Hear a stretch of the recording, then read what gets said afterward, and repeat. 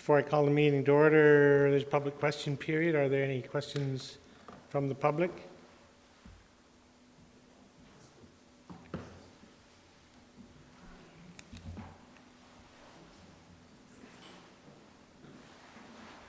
Good evening, Council. My name is Jeff Laidlaw. I'm here tonight to speak briefly to item F2, the CCHC Construction Loan Guarantee Bylaw. It states in the report that approval is needed to guarantee up to 35% of construction costs or up to a maximum of $5.7 million for the construction of PAH units at the old daycare Larch Park lands. This leads me to conclude that the allowance for construction of, as I recall, about 40 units is budgeted at approximately $16.2 million. Interestingly enough, you may recall the application of Distinctive Homes to redevelop the Catholic Church lands at 7th and 7th, and conveniently the number of units just happens to be 40. According to the documents filed by Distinctive Homes, their sale price is intended to be $400,000 per unit, or approximately $16 million. I think it's fair to assume that Distinctive Homes intends to make a profit. I think it's also fair to assume that Distinctive Homes did not get a less than market value price on the land they bought, and that Distinctive Homes has a fairly good idea of what the costs are. My question then is simply, how can you agree to finance 35% of a budget which seems more realistically to reflect the sales price of the units and not the construction costs? Doesn't it seem to you that you're extending a great deal more credit than is necessary? Thank you. Okay. The simple answer is that's the budget. And if you don't want to hear the answer, that's fine. But I'm sorry? I say the simple answer is that's the construction budget. And the developers are all coming in under the budget. So Well, naturally they're coming in under budget. The question is, why would you agree to finance a budget before you even know what the budget is? If you have bids which say the budget is going to be $7 million. we're not approving a budget. No, We're you're approving a loan guarantee That's of correct. up to $5.7 million. Is the $5.7 million the number, or is the 35% the number? So if it's a $4 million budget, are you saying $1.5 million? It's 35% up to 5.7 or whatever that. So it'd be 35% is the actual limit, 5.7 is the limit. 35%. assuming they don't come in at Yeah, 16.2 of course. million. Okay. Yeah. Thank you. That then, unless there's further questions, I'll call the meeting to order. Look into the agenda. Are there changes, additions? In which case, I'll move the agenda be approved as presented. Those in favor? Opposed? I'm guessing you were in favor. Okay. Yeah. Okay, the agenda's been approved unanimously. There are no delegations. Look into the minutes of April 25th, special meeting of council. Are there errors or omissions? Councillor Krausert? Yeah, this is the public hearing that you're referring to? I'm looking at special meeting April 25th. Okay, I've got one for the public hearing, sorry. Okay. Are there any errors, omissions on the special meeting of 25th? Seeing none, I'll move those minutes be adopted as presented. Those in favor? Opposed? Motion's carried unanimously. And the minutes of the public hearing on April 25th. Yeah, thanks. Thought Jenny Kasperwitz was from Michelini. Pardon me? I thought Jenny Kasperwitz was from Michelini, not from Distinctive Homes.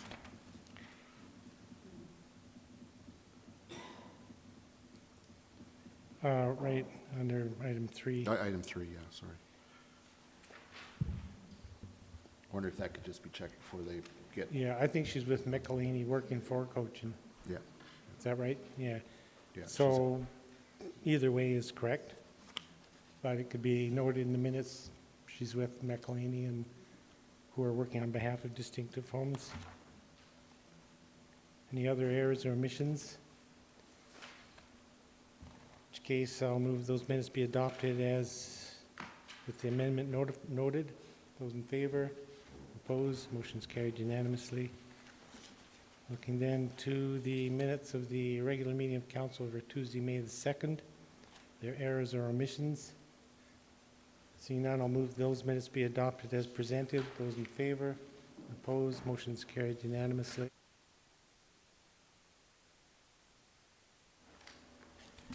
Moving on then to item F1, property tax bylaw and supplementary property tax bylaw.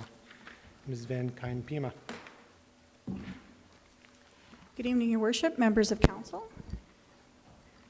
I'm before you this evening, first of all, to seek first, second, and third readings of the property tax rate bylaw as well as the supplementary tax rate bylaws. So the two recommendations are before you. So the property tax rates, just to sort of give you an update, since when I first gave you information on this was at the April 25th Finance Committee meeting. Since that time, there has been assessment adjustments as we've gone through the 60-day sort of appeal deadline. So the deadline was yesterday. The bylaw that's in your package was the numbers as at Thursday when the package went out. Since that time, we've gotten some more numbers. So this evening, when you came in, you should have had an updated bylaw with updated numbers. In front of you, I've also provided a copy to each of administration as well as to the media. The number changes aren't significant, but I do try and get as accurate as possible, because with municipal taxes, if we don't collect it, we can't make up for that. So I try and be as accurate as possible.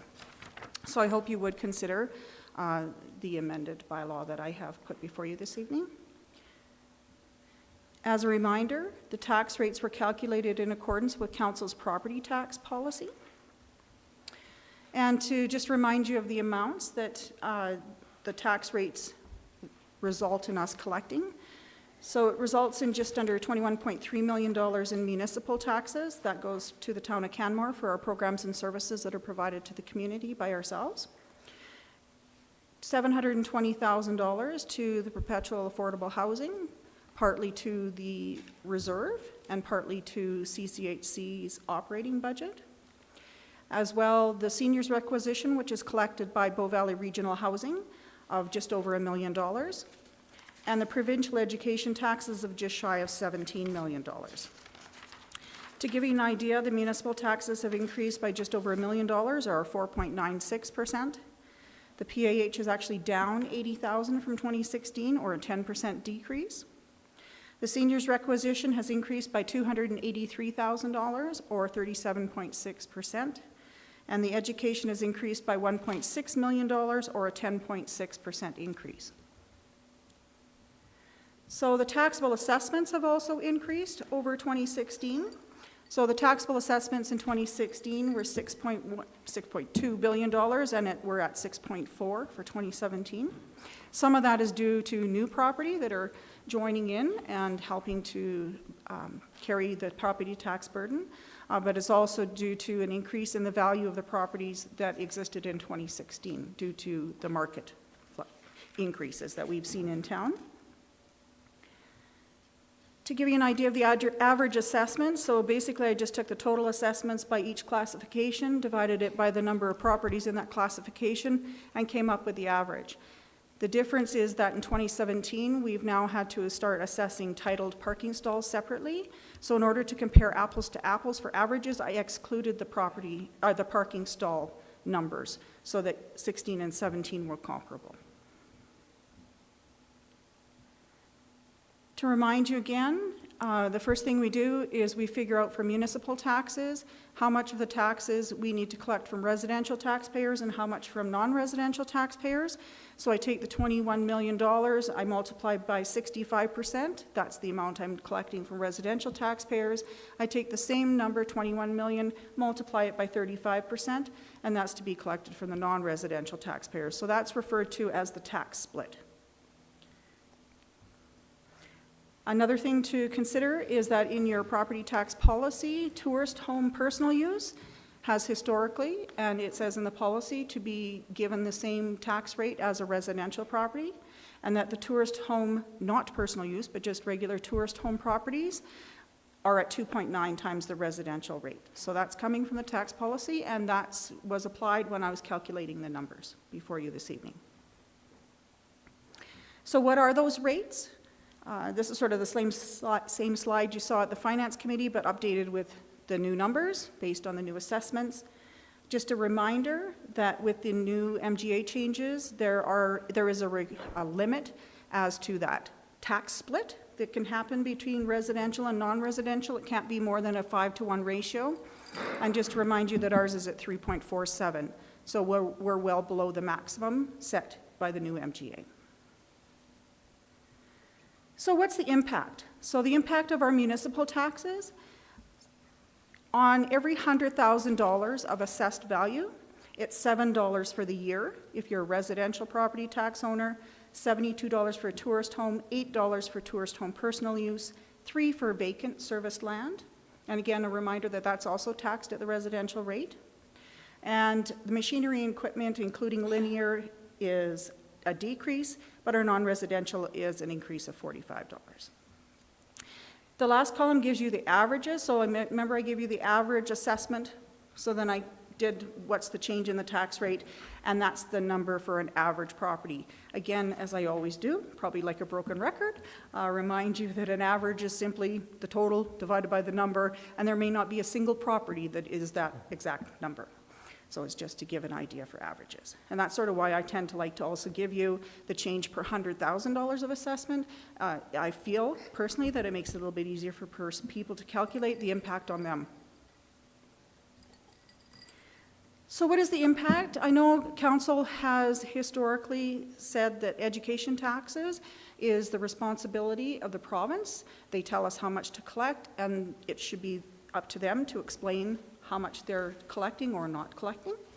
But I did also want to sort of give you an idea of what the overall picture would be, including for the seniors requisition. So as I said, there was a 37% increase, which sounds really scary, but when you break it down into what is the impact for an individual property, for a residential property is $4 per 100,000 for a year. And just a reminder that in the last 4 years up until this year, there has not been an increase, there's actually been decreases from the seniors requisition.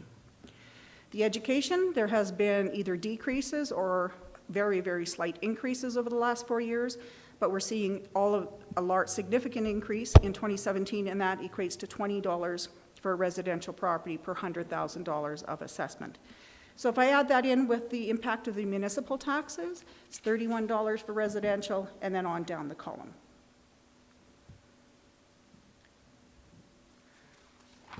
So that is sort of the property taxes in a nutshell. The other thing to think about this evening also is that in order for us to collect the $25,000 that's in our budget from supplementary taxes, council also needs to pass a supplementary tax bylaw. So earlier in April, you passed the supplementary assessment bylaw. What goes in hand with that is a supplementary tax bylaw. And I would welcome any questions that you have. Thank you. Councillor Comfort.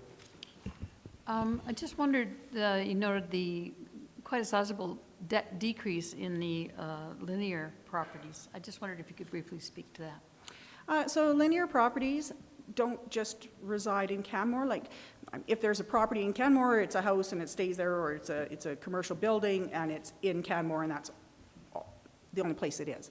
The linear property is things like telephone lines, railway lines, gas wells, gas line pipelines, and so they actually go across the province, and they're also actually assessed by the province. So they may not move the same way that our building that is strictly found in Canmore moves, because as you probably are aware, Canmore's economy does not necessarily dovetail with the province as a whole's economy.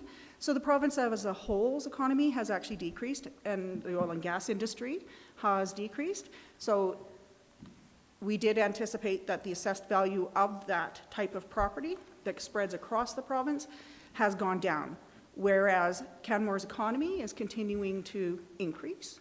And so it was logical that our assessments for something that strictly is in Canmore would increase.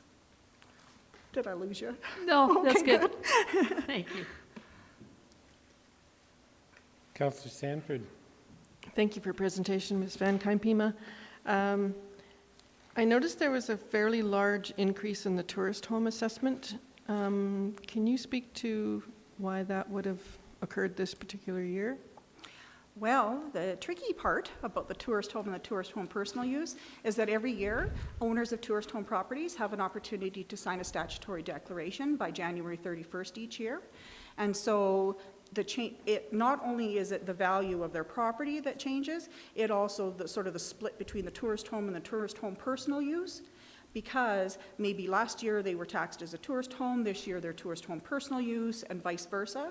So it's not necessarily that the assessments for tourist homes went up so much. It also factors in as to how many people have signed the personal use statutory declaration and not. Oh, so you're pooling the tourist home assessment with personal use and the regular rate? Well, I'm not putting it, like, they're still split. Yeah. However, maybe last year there was, I'm just pulling this number out of the air. I haven't looked this up. There may have been 140 people who signed a statutory declaration, and maybe this year there were 170. So then that made a change in those properties and what makes up the pool, and therefore what makes up the average. And if it was properties who had a higher assessed value this year who remained in the tourist home pool, and more of the lower priced ones moved to the tourist home personal use, then that would also cause a fluctuation in that average. Okay, that's interesting. I wanted to ask you a question about the education tax requisition, and you mentioned that are you there yet, or are you going to discuss that? Or can I ask that question now? Of course, Okay. Please do. Because we had an underpayment last year, is that correct? We owe them some money from last year? Well, it's in not that education? we owe We just them- didn't get the right amount, and so we have to pay them some money for last year? Well, we don't owe them any money. They take the amount of money that they say that they need us to collect. What happens is, I set the tax rates at a point in time, Right. and then we have the assessment appeal process, and actually the assessment appeals don't get heard until the fall.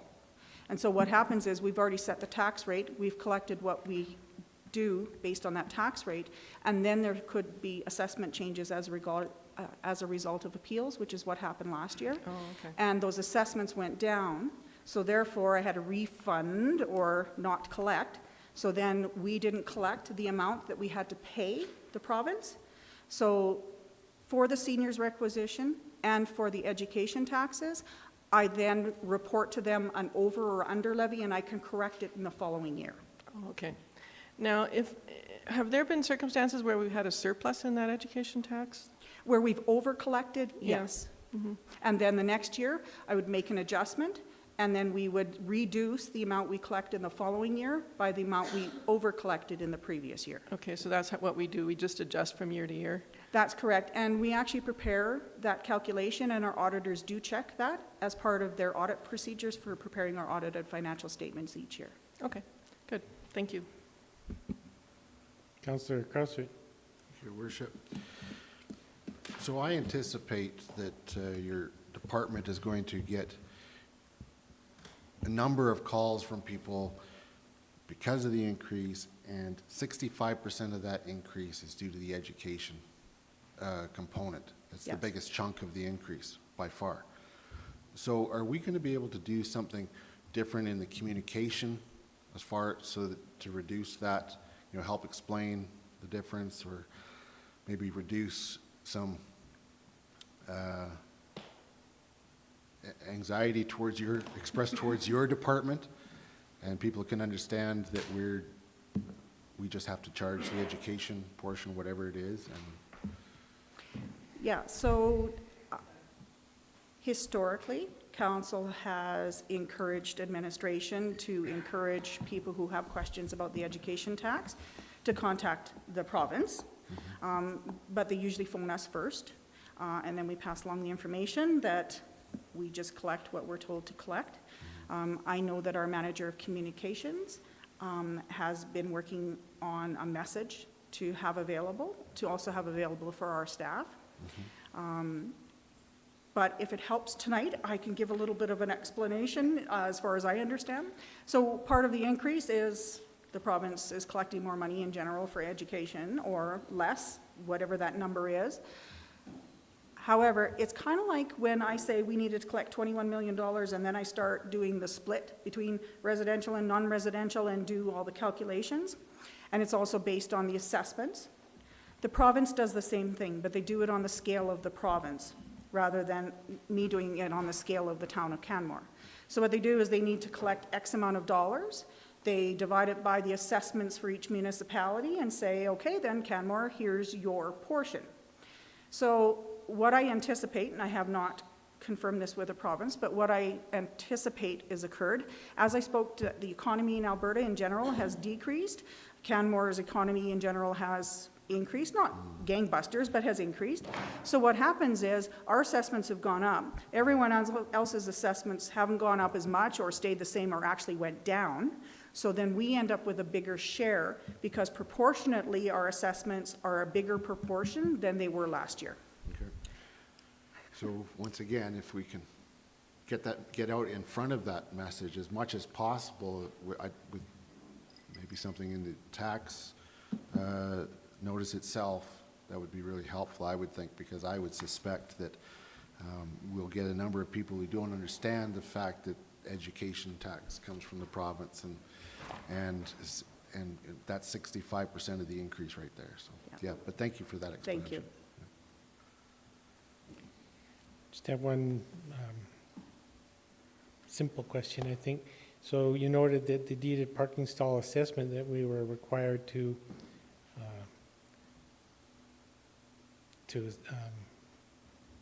assess this year wasn't included in your overall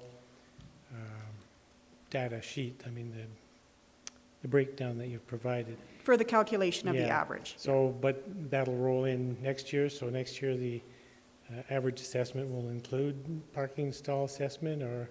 Yeah, I can certainly do the calculation that way, so that I would redo what the 2017 average is, bringing the parking stalls into the calculation. And if it's actually council's desire, I could show it separately. So instead of, rather than rolling it in with residential or non-residential, depending on what type of parking stall it is, I could have a separate line for parking stalls, so then people could follow what that average is as well. Yeah. Just would seem that sooner or later it has to be included in the I agree. general picture, yeah. Yeah. This year was, I understand why you took this approach this year, because there was a lot of confusion in the community around that. But maybe next year we can roll it in some way as you suggest. Certainly. Thanks. Are there any other questions then at this time from Ms. Van Pima? No? Thank you very much. Thank you. With that, then I'll move the council give first reading to bylaw 2017-17, the property tax rate bylaw. Is there discussion on the motion? Seeing none, I'll call the question. Those in favor, opposed, motion's carried unanimously. Then move the council give second reading to bylaw 2017-17. Discussion on the motion. Seeing none, I'll call the question. Those in favor, opposed, motion's carried unanimously. And I'll seek leave from council to go to third reading of bylaw 2017-17. Those in favor, opposed, motion's carried unanimously. And I will move the council give third reading to bylaw 2017-17, the property tax rate bylaw. Discussion on the motion. Seeing none, call the question. Those in favor, opposed, motion's carried unanimously. I'll move that council give first reading to bylaw 2017-18, the supplementary property tax rate bylaw. Discussion on that motion. Seeing none, I'll call the question. Those in favor, opposed, motion's carried unanimously. I'll move council give second reading to bylaw 2017-18. Discussion on the motion. Seeing none, call the question. Those in favor, opposed, motion's carried unanimously. And I will seek leave from council to go to third reading of bylaw 2017-18. Those in favor, opposed, motion's carried unanimously.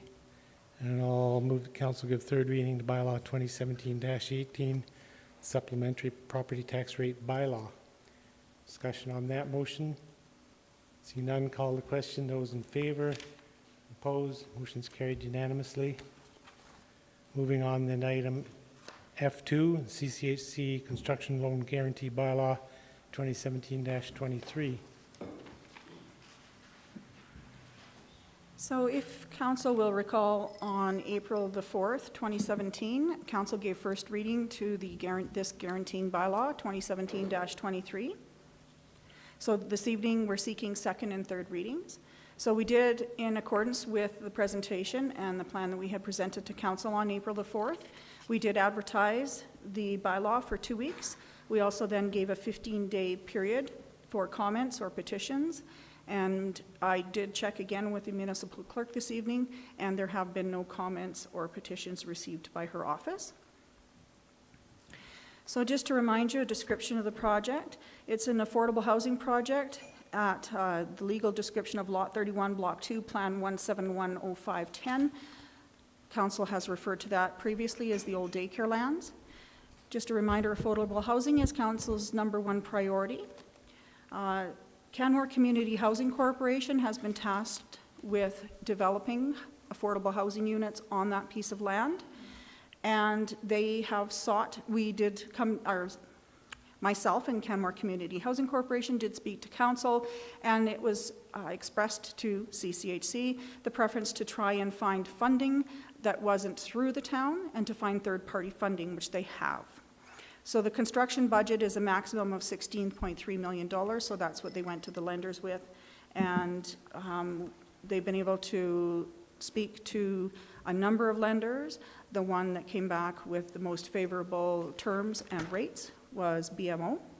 And so BMO requires that the town guarantee 35% of the loan, which would be a maximum of $5.7 million.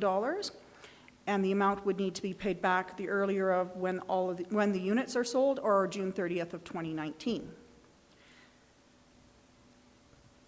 So the builder and the lender have been chosen, but agreements have not yet been finalized. So therefore, I can't tell you where it's at, and I don't have final numbers for you because my understanding is CCHC's board is still working with the preferred construction company to try and finalize what units would be built and what they would look like. I've confirmed with Mr. Forteeth that the budget would not exceed the 16.3, so therefore the bylaw has remained unchanged from first reading to say that the maximum would be the greater or the lesser of 35% and of 16.3 and 5.7, so the lesser of those two. So how does this guarantee, if council does give it at second and third readings, how would that impact the town's debt limit? The debt limit is approximately $68.3 million, of which we have $28.3 committed or outstanding debt. So committed is taking into consideration the guaranteeing, the borrowing bylaws that have already been passed by council, whether we've taken that funding or guaranteed that funding or not. So the loan guarantee is a maximum of 5.7 or 11.5% of our debt limit, which means that before the guarantee, we were using 38.2%. If council goes ahead and provides this guarantee, we'd be at 49.7. And the maximum period of time that we'd be at that number, based on this guaranteeing, would be until June 30th, 2019. And I would invite any questions that anyone would have. Thank you very much. Councillor Russell. Thank you.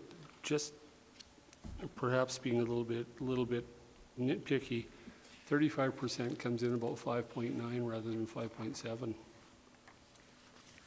Just a couple, I mean, you know, what's a couple $100,000 here, but at the same time. So I've checked with Mr. Forteeth, and 5.7 is So the number. 35% is not quite right. Thank you. Well, it speaks to a maximum of 35% or 5.7. So, yeah, it could Yep. be, that's right. Councillor Crowswood? Yeah, that's all, thank you, Your Worship. That's all dealt with in the wording of the bylaw. It's authorized to guarantee 35%, but number 3.2 is notwithstanding that, the guarantee of indebtedness shall not exceed 5.7 million. So I think Ms. Van Campina spoke to it. It's the lesser of those two numbers. They're not identical, nor does it state that they're identical. Are there other questions for Ms. Van Campina? Seeing none, thank you very much. Thank you. That, I will move council give second reading to CCHC Construction Loan Guarantee Bylaw 2017-23. Discussion on the motion. Seeing none, I'll call the question. Those in favor? Opposed? Motion's carried unanimously. And I'll move the council give third reading to the CCHC Construction Loan Guarantee Bylaw 2017-23. Discussion on that motion. Seeing none, I'll call the question. Those in favor? Opposed? Motion's carried unanimously. Moving on then to item F3. Land Use Bylaw Amendment 2017-28, Political Campaign Signs. Ms. Hyde.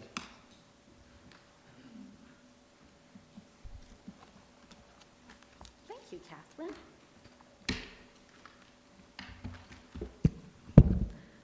Good evening, Mayor and Council.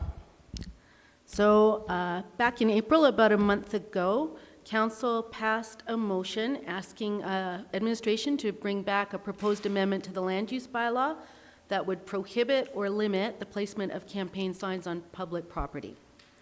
So currently, in Canmore, campaign signs are permitted on public property subject to a few conditions. The general sign conditions that apply to all signs in Canmore, plus a maximum size that campaign signs can be.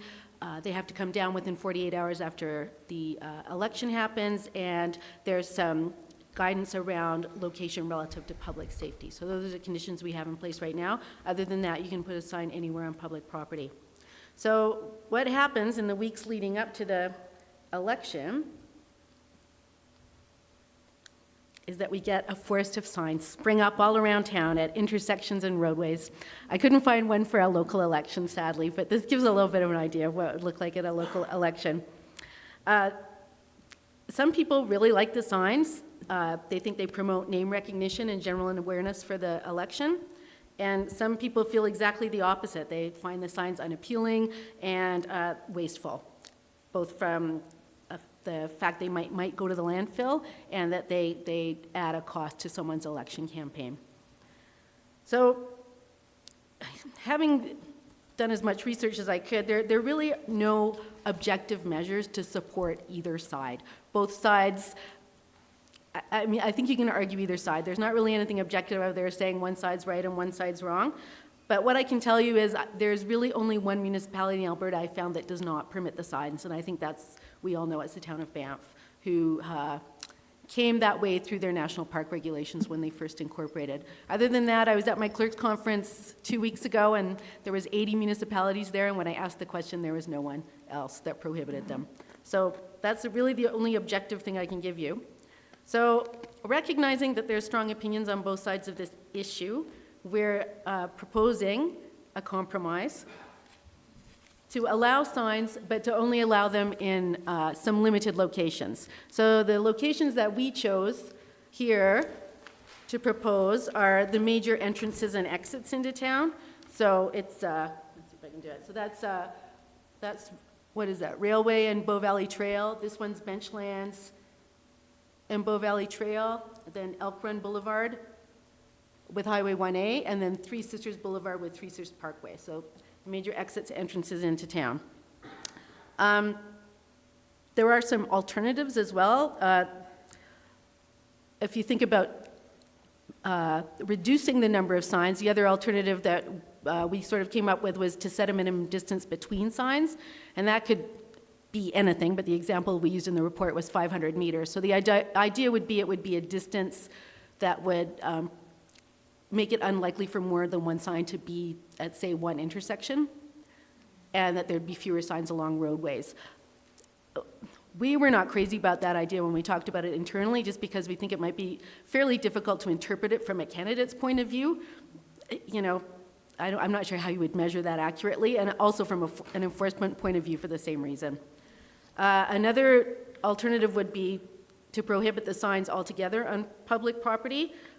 as I mentioned before, this is a very common practice in Alberta, and a lot of people see it as an important part of democracy. I think it's difficult, administration doesn't recommend it because it's difficult to take away something that people have enjoyed for a long time.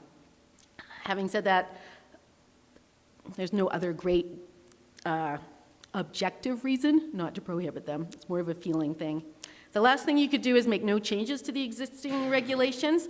Also, it favors one side over the other, but it is for a short period of time, every, few years when there's an election. So not sure that's something that we deal with that often, so it might be an idea to not change the regulations. And so that leads me to our recommendation, which is the proposed bylaw we have in front of you, so that council give first reading to land use bylaw amendment 2017-28 and schedule a public hearing. Now, I know that there are councillors going to be away on June 13th. This is the recommendation that's in the report, but if you are going to vote on this motion, I would suggest that you just set another date that's going to work for all of you, the majority of you. And I just wanted to note that there's one correction in the bylaw I had in the agenda package. It would actually be adding section 10.6.7.5, not 10.6.7.4. So that's just a typo. And that's my presentation, if you have any questions. Thank you. In regards to scheduling a public hearing, is there, did we come to another possible date that council has, by and large, indicated they would be here for? To my knowledge, there's not one date that everyone could be present for. Is that correct?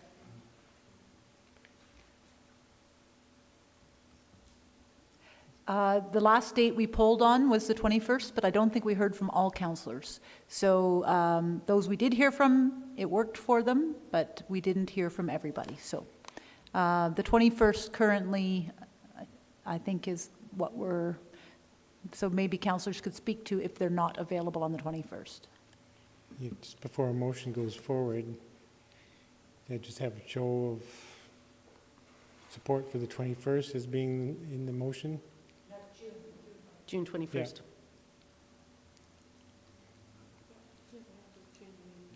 Okay. All right, so questions for Ms. Hyde regarding the report. Councillor Sanford. Thank you, Your Worship. This would then apply to all campaign signage, provincial, federal, and municipal, Yes. because everybody would be under the same bylaw, right? Okay.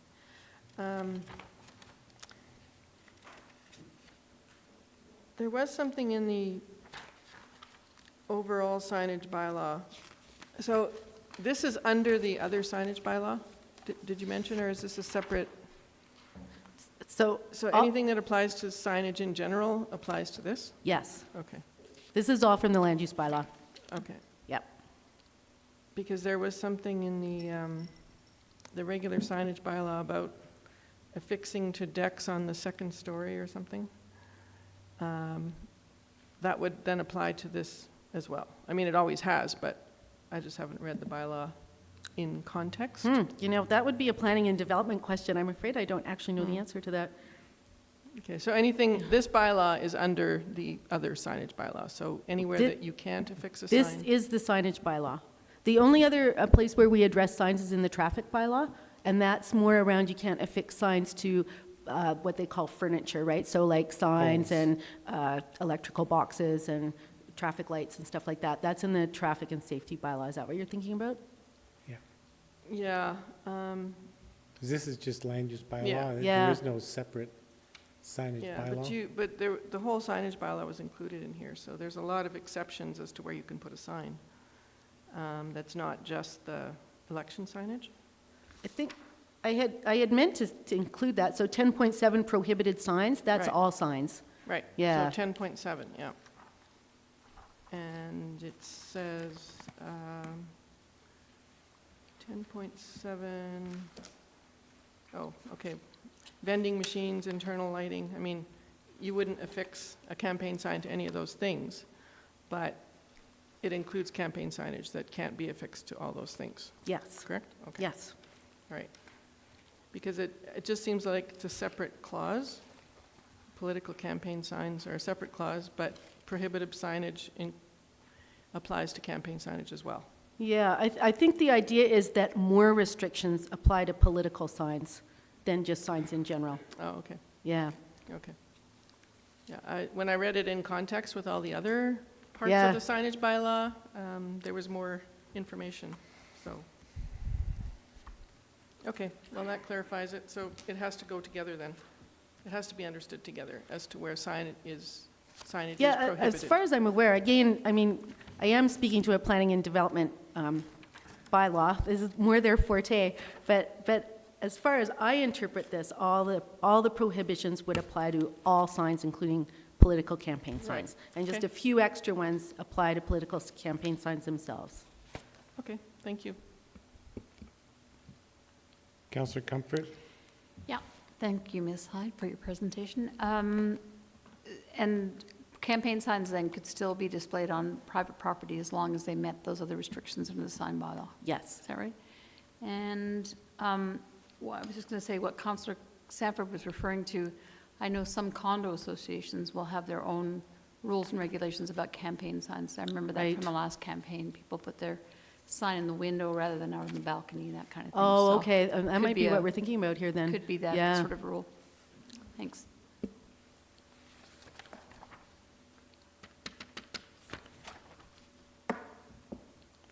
Any other questions at this time from Ms. Hyde? See none, thanks for your report. Thank you. This time then, I will move the council give first reading of the Land Use Bylaw Amendment 2017-28, political campaign signs, and schedule a public hearing for June 21st, 2017 at 6 p.m. Councillor Krausert speaking to the motion. Thank you, Your Worship. I'd like to propose an amendment.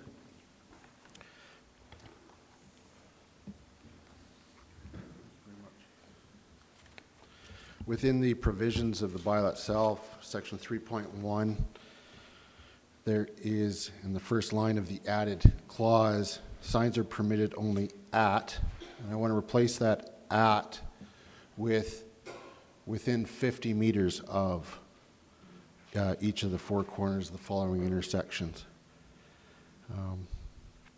I'm not sure if ultimately I'll be supporting this bylaw, but in order to go to past first reading into public hearing, I think I would need this in order to support it. I anticipate that these intersections will be somewhat of a dog's breakfast of signage, and so rather than concentrating them very specifically at the intersection, to have some ability for them to spread out a little bit, I chose 50 meters. Gives a little bit of a spacing, and it also then allows for a marker for enforcement as well if people are abusing this, if it ultimately were to get passed. So I would ask you to consider approving that amendment. Okay, discussion on Councillor Krausert's amending motion. Councillor Russell? Thank you, Your Worship. Just a question through with that. I'm thinking the intersection of Bow Valley Trail coming into town, if we're going 50 meters up, 50 meters we're going the full. Thank you. Councillor Krausert? Yeah, I think that if you just limit it to right at the intersection, it's just going to be a whole bunch of signage, and it's going to be nutty. Just extended up that 150 feet or that 50 meters. Just gives a little bit more ability to spread them out and maybe a little bit more order.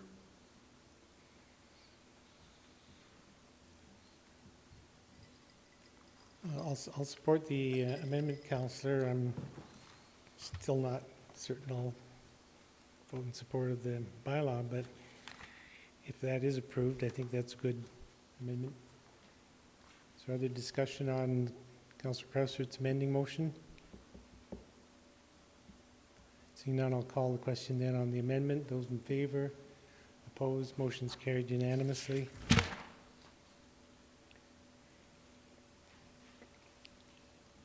Did you have another? Councillor Cressert? Yeah, so speaking to the motion, I'm prepared to support first reading and hear from the public. I know we've all heard for and against to some degree, and as Ms. Hyde spoke to, there certainly are divided opinions. Some are going to cheer if this ultimately were passed, and some are going to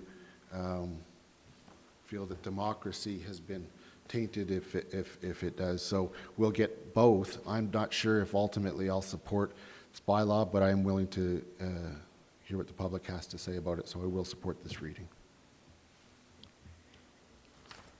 I was actually going to propose another amendment, so I'll do that now. I'll move that the bylaw be amended to add a fifth location, which would be the intersection of Three Sisters Drive and Three Sisters Parkway.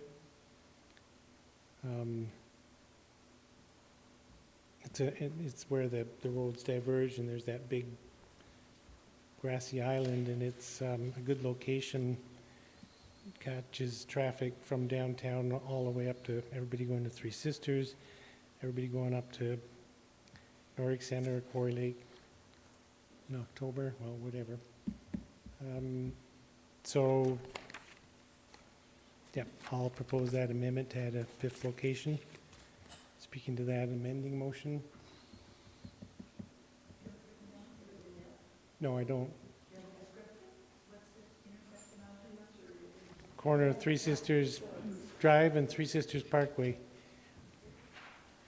So everybody had one there this last campaign, so thought you'd know where it was. It's on the way up to Peaks. Yeah, yeah. Road splits. No, I thought about your house, but right there. I think every one of us had a sign there last year. It is actually tomorrow. Yes. That's what you mean? Yeah. I'll leave the mouse there. Are you sure?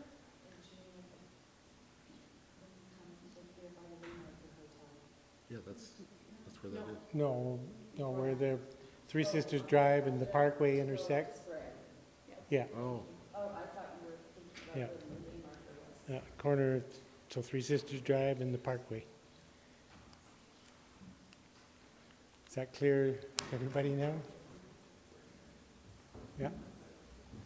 So on that amending motion,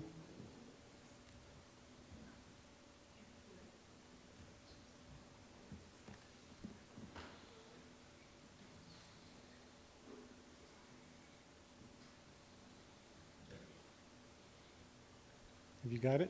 Yeah. Any questions, discussion on the amendment? Seeing none, I'll call the question. Those in favor, opposed, motion's carried unanimously. Back then to the main motion is amended. Councillor Russell. Thank you. Thank you, Your Worship. I'm having trouble finding, as I go through this, there are people who are very strong both sides of this.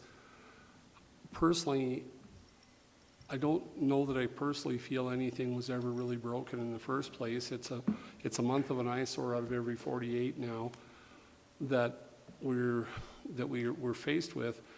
We start trampling in. If we pass this now, and it goes to the province next provincial election, do we get all the pushback coming back from the province on this? Or next federal, we've got we've got the federal government coming down leaning on us.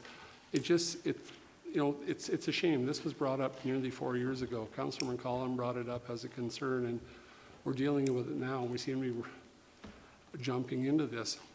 Secondly, I look at the intersections, and I'll tell you what I have a problem with just from my own perspective.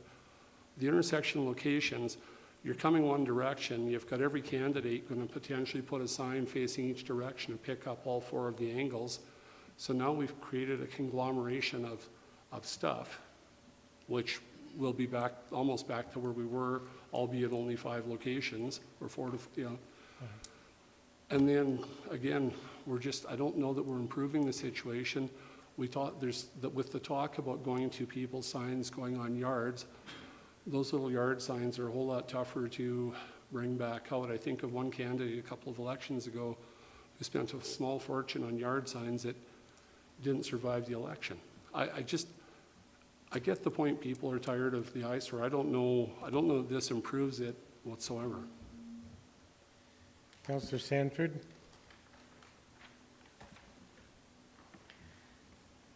Well, I think in the sense of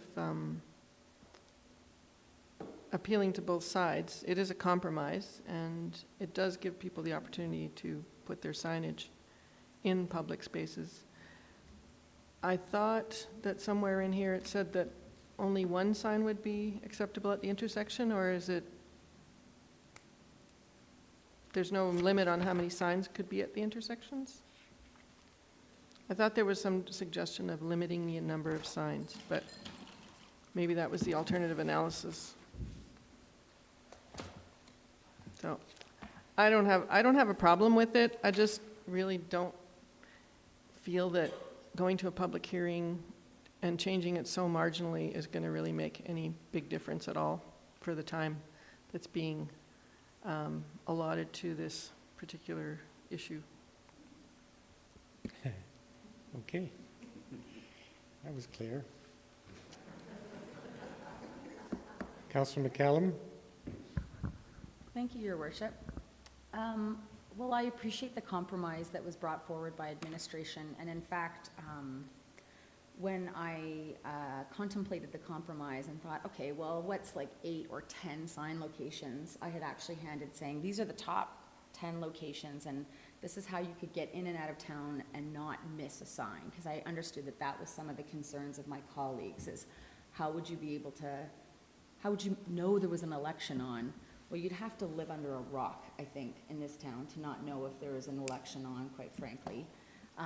But I think this is a good compromise to take out to the public. I suspect that there might be a couple more locations that are proposed, but I still think that to limit that is probably better than just the free-for-all that we've been experiencing. I noted on some of my colleagues' social media pages that people were pulling them out of the river and pulling them out of the bush, which is unfortunate. And I think that if we limit the numbers that go on public property, we will be opening up the possibility to run for more candidates, perhaps, from a financial perspective. So I will be supporting this to first reading, and I look forward to hearing what the public has to say at first reading, or at the public hearing, rather. Councillor Seeley? Thank you, Your Worship. I won't be supporting this at first reading. I think it does impact the democratic process, and the opportunity for well-placed signs on public property advances recognition while reinforcing campaign awareness. I think it's important, and I won't be supporting it. Well, I will support it at this time. Every election, I'm personally bothered by the pollution, the plethora of signs that appear everywhere, and particularly, frankly, I'm particularly bothered by some candidates who will put 20 signs along one row, usually Benchland or Bow Valley Trail or Railway. And as a voter, that doesn't convince me that that candidate should be supported. If there's only specific locations that candidates can put their signs publicly, in a way that will encourage the candidates to actually get out and talk to the voters and meet with the voters at the door and speak with them in forums and get support from the voters for their campaign. And then we'll see the campaign signs on private land, which is far superior, as far as I'm concerned, in the sense of recognition of a candidate. Every time I see a campaign sign on a private piece of land, whether it's residential or commercial, there's a lot of commercial properties along Bow Valley Trail that will take campaign signs. that says something to me. That says the person that put the sign up or the business that put the sign up is familiar with that candidate and supports them in their run for election. 25 signs along Bow Valley Trail honestly turns me off of supporting candidate. So I'm prepared to support this bylaw at first reading. Councillor Comfort? Thank you, Your Worship. So I put this on my councillor Facebook page, and I think it's one of the most commented on posts. And I had everything from, ew, get rid of them, I hate it, to, well, it's part of the democratic process, and and weird things like, I gauge who I'm going to vote for by who gets their signs out first. Whatever. And that applied in provincial and federal elections too, which I've also been a part of campaigns. So they seem to be a necessary evil. In this day of the resources in social media are quite fantastic, and exploited by someone who knows what they're doing can get your message out there. And so I don't see getting rid of signs as anti-democratic, because they cost a lot of money and they have to be maintained, and you can use a lot of energy minding your signs. So I could go either way, and I'm curious what will come out at public hearing. Just one other thought, and speaking to the motion, the fact that other than in the national park, there are no other municipalities that have any sort of limit on campaign signs isn't necessarily a negative thing in my eyes. Canmore typically is our leaders. We're leaders in municipal practices. So if council supports this at third reading, could be that we'll see other municipalities following suit. Councillor McCallum. Thank you. I would point out that there's no other municipalities in Alberta. There are others in the country. Okay. Thank you for that. Is there further discussion on the motion? Seeing none, I'll call the question. Those in favor? Opposed? Motion's carried. Councillors Russell and Seeley in opposition. Moving on then to item F4, Bylaw 2017-25 R2A-SC Residential Family Low Density District in Stewart Creek. Mr. Fish. Good afternoon, with 2 minutes to spare, Your Worship and members of council. So we're trying something new tonight. This is an application that has been brought forward by Devonian Properties, and so I will give a very brief overview of the application, and then we will hear from the applicant, who will speak to it and obviously can answer your questions. And I will also remain to answer any questions. So, a quick introduction. Bylaw 2017-25 is a land use bylaw amendment that pertains to the Stewart Creek Phase 3 area. This is an early photo from, I believe it was early last summer. So the site has changed a bit from then in terms of there's construction underway on the right side of the development area. It's sort of in 2 phases, and this bylaw applies to the second phase. So it's small on the map. It's a little bit larger in the package, but it has 2 substantive pieces. One is to amend the R2A SC district, which is the green area on the map. And the second component to this is to rezone 2 parcels within the Stewart Creek Phase 3 area, both the sort of orangey red parcel there, currently zoned PD, as well as the R3 SC site, the bluish parcel there. So I will chat briefly about those 2. The PD lot is a piece of municipal reserve. Council has directed administration to begin the process to dispose of that municipal reserve lot as sort of compensation or offset for the expense of purchasing 990 Wilson Way in Peak-Sagrassy. If council recalls, that was the lot where the MR designation was missed at the time of subdivision registration. So that is the beginning of that process. Related to that is the blue parcel, which is expected to be transferred to the town in exchange for closed road right-of-way. You can actually see the portion of the closed road right-of-way if you extend this road right-of-way through here. You'll see there's a portion that is proposed for development. So this is coming to the town in exchange for that. The applicant, administration is reviewing the options on that site, the blue site. Given its location at the east end of town, it's not currently immediately adjacent to transit, and it's a long way from downtown.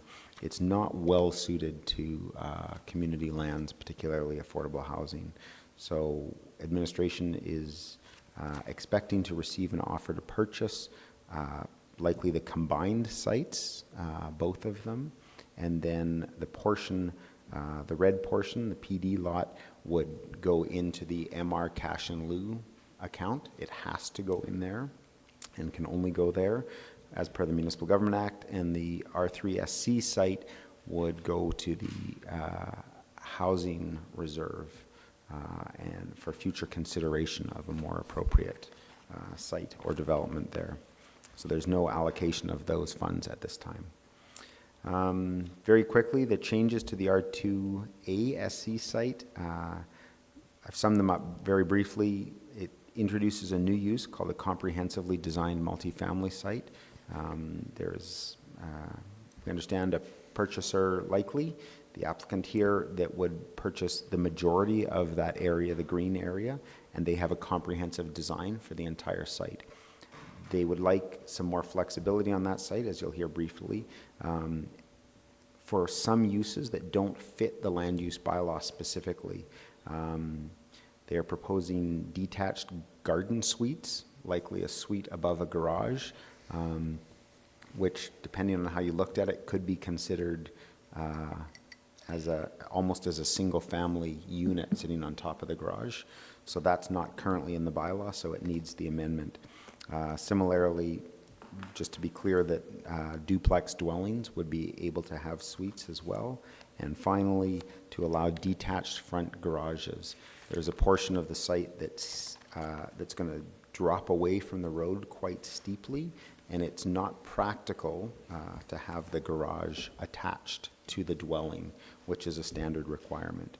So this would consider that possibility with certain conditions. I'm happy to answer any questions that you may have right now, or you can hear from the applicant. As I said before, I'm not going anywhere, so I'll be happy to answer questions afterwards as well. If you could just, so the proposed garden suites might be on separate title, or would always be? It would be, yes, the idea is that it would be a separate title. And so that would almost certainly need to be a building condominium, such as the garage suite, as I understand how it's proposed, would be separate perhaps from the actual garage unit underneath. It would be owned separately. So the primary residential unit might own the garage, and then there's a separately titled unit above the garage. Exactly, yes. Sounds a little complicated. It is. It's a creative, innovative approach to it, and the intent is that this would hopefully better meet the objectives of the entry-level housing requirement that applies to the site. So yeah, entry-level housing has been less successful than we had hoped in terms of providing some more innovative or affordable units. So, and I do appreciate that. It indicates the size limit would be from 28 to 84 square meters. And I always have to translate that into real measurements, so... It's about 900 square feet at its largest size. So 900 square feet would be like large for a garage or a garden suite. The conceptual plan, and the applicant can speak to this, would perhaps have the suite above two garages associated with a duplex. So it would kind of, if you think about a duplex garage building at the back, so there would be two owners owner A and owner B, so it could be quite a large garage. There could potentially be a 4-car garage, or two-car garages, I mean, and a much larger suite than you would see in a single-family neighborhood. So it is a larger suite, yes. I see. And it indicates that with the garage suites, there would be a minimum of 2 rooms required. Is that? Right at the end of the regulations proposed. Pardon me? Yeah, 2.2, 2.9 contains 2 or more rooms. So when it's specified like that, what's the intent with 2 or more rooms? Does it suggest that there has to be a separate bedroom or separate bathroom? Or? Yeah, this is wording proposed by the applicant. I don't have a concern with it. I'm not sure the applicant might be able I'm to just curious why better it's explain the specified. intent of it. Yeah, I mean, arguably, it could be one Large open studio. space, like a loft suite in, you know, in the city. But certainly can ask that question of the applicant as well. Councillor Krausert. Your worship, actually, I think I'll save my question for the applicant as well. I wanted to follow up more about the separate title on the garden suite and determining how that would work. But I'll wait for the applicant. Councillor Sanford. Thank you, Your Worship. Is there anywhere else in Canmore where a garden suite can be separately titled? Do we have that? No, not right now. So we have garden suites in a variety of districts in Canmore, but you Yes. can't separately title a garden suite at That's this point in correct. time? Okay. So this is very new. Yes. Okay. And in terms of if you had a portion of it that was titled to other people, because if you're saying there's going to be 2 units and 1 garage, or 1 or 2 garages, they would be on separate titles, wouldn't they? That's correct. But then you'd be talking about 1 unit above 2 separately titled garages as Yes. a 3rd title. So the way to think Ultimately. about this is it almost, and I'll leave the applicant to correct me or provide further clarification as necessary, but if you think about it as a stacked townhouse unit, where effectively it becomes like an apartment building. So someone may own a unit on top of someone else, so there's some common property, usually the walls in between those. In this case, it happens to be a garage rather than a residential unit with another residential unit above. Okay. And if the people, I'm trying to think of, I'll save the question for the applicant. Okay. Thanks. One other question that is more specific to planning. The proposed wording in the land use bylaw, the very last section, 2.22.9.2, the 3rd bullet notes that notwithstanding other definitions in this district, garden suite means use that, and the 3rd bullet says is generally located above a detached garage. So in planning approval perspective, how's generally interpreted or applied? So the intent is to have it associated above a garage. Sometimes the terminology is a garage suite. A garden suite is the terminology in the bylaw, and it actually allows for a freestanding suite in a rear yard generally. So it's possible. We'd need to consider what the implications of that would be. It would be like creating a small single-family home that would be likely adjacent to a garage. So your question was, how is that interpreted? Yeah. Usually it would need to be part of a garage unless we could look at it and try and assess the potential impacts, and if that was felt to be reasonable, then it could be approved. Okay, thank you. Councillor Comfort. That was actually sort of my question. Are we talking about tiny homes here? Would that be a possibility? Generally. Because I was trying to figure out what is, Generally. okay. I was trying to figure out what a detached garden suite was. And a garden suite usually implies it can be on the ground floor. So it could be, say, well, I don't Yes. know, a mother-in-law in the backyard perhaps, or? It could be, yes. Okay, thank you. Councillor McCallum. Thank you, Your Worship. I will listen to more discussion with the applicant with regards to the garden suites because it's intriguing and interesting. I was wondering if you could speak to the disposal of the MR. So you state that there's an offer to purchase. That purchase offer has to come to council before to be approved as per. Yes, sorry, it has not been received yet, but No, there but are. when it comes in, it Yes. will come to council for Yes. public approval or not Yes. approval. And so my next question is to take a step back. Is this bylaw to dispose of the MR?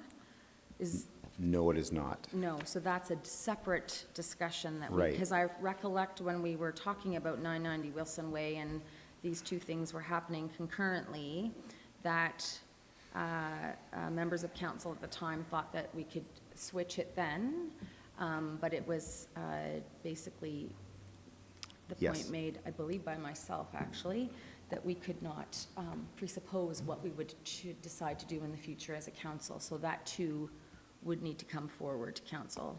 Yes, it would. So there's a separate disposition process of a municipal reserve lot. So there will need to be a motion from council and a public hearing held to consider the disposal.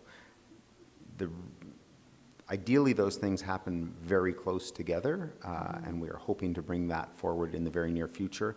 Because there was this rezoning application coming right now, administration sort of requested if we could piggyback on top of the application. Unfortunately, this is the third time we've considered zoning, I guess the initial zoning and amendments to this site.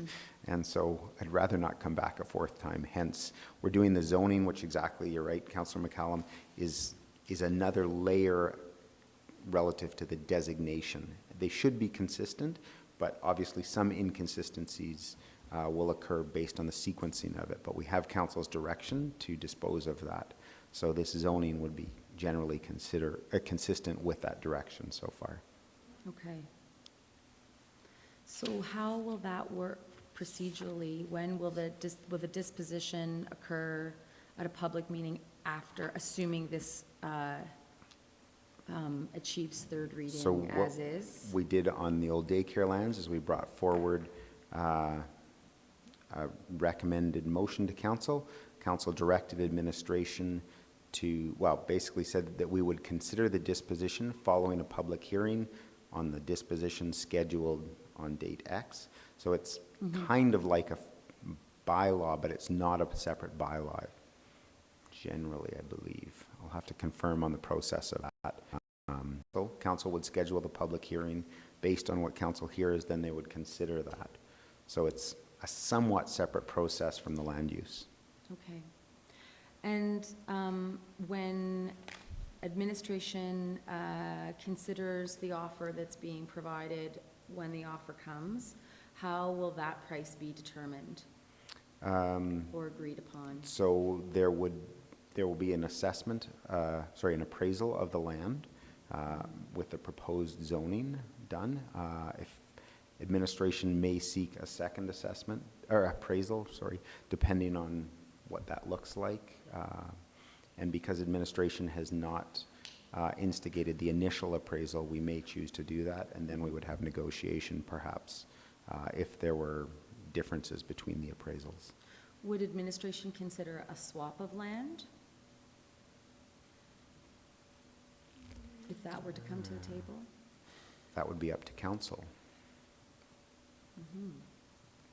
Mr. Fark, you had a comment to make? Sorry, just to speak to that process. The intent is for the applicant, if they are interested, to bring forward an offer to purchase on the parcels. Our discussions with them has been that we would need that prior to essentially second reading of the bylaw by council. If they opted not to do it at that point, then we would potentially make amendments at second reading that would remove this potential zoning from those parcels. And the decision about whether or not to, and the appraisals, and the decision about whether or not to dispose of the land would occur ideally at the same meeting as the discussion for second reading. Thank you, Mr. Fark. Thank you, Mr. Fish. Councillor Sanford. Thank you, Worship. I do have one more question about, do we have any idea how many units would fit on this piece of land? I can bring the math up. I don't have it in front of me, I'm afraid. The intent was in the entire Stewart Creek Phase 3 area to have approximately 200 units. So that's the green area and the white area to the sort of immediately south in the map. This district has a minimum and a maximum. I can check those numbers for you and I can report back.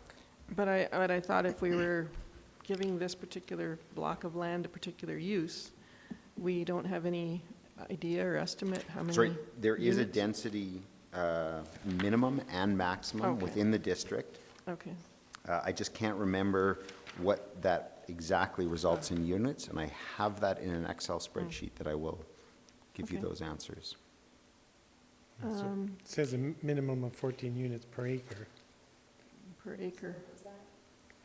approximately 14 units per acre, well, 35 units per hectare, which I think works out to about, It's between 30 to 67 units per acre for a comprehensively designed multifamily.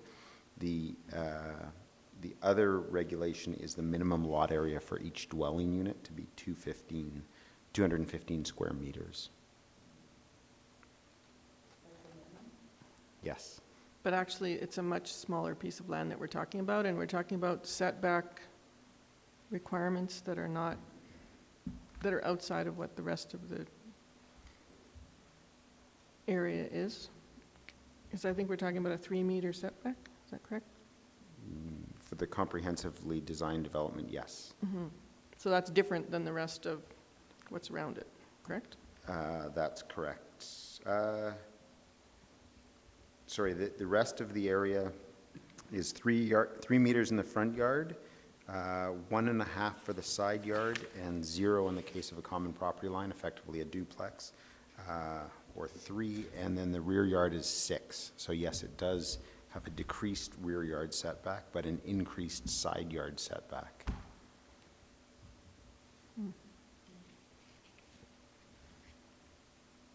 What I was reading here was that detached front yard garages are not permitted, particularly as close to the road as proposed here, just 3 meters.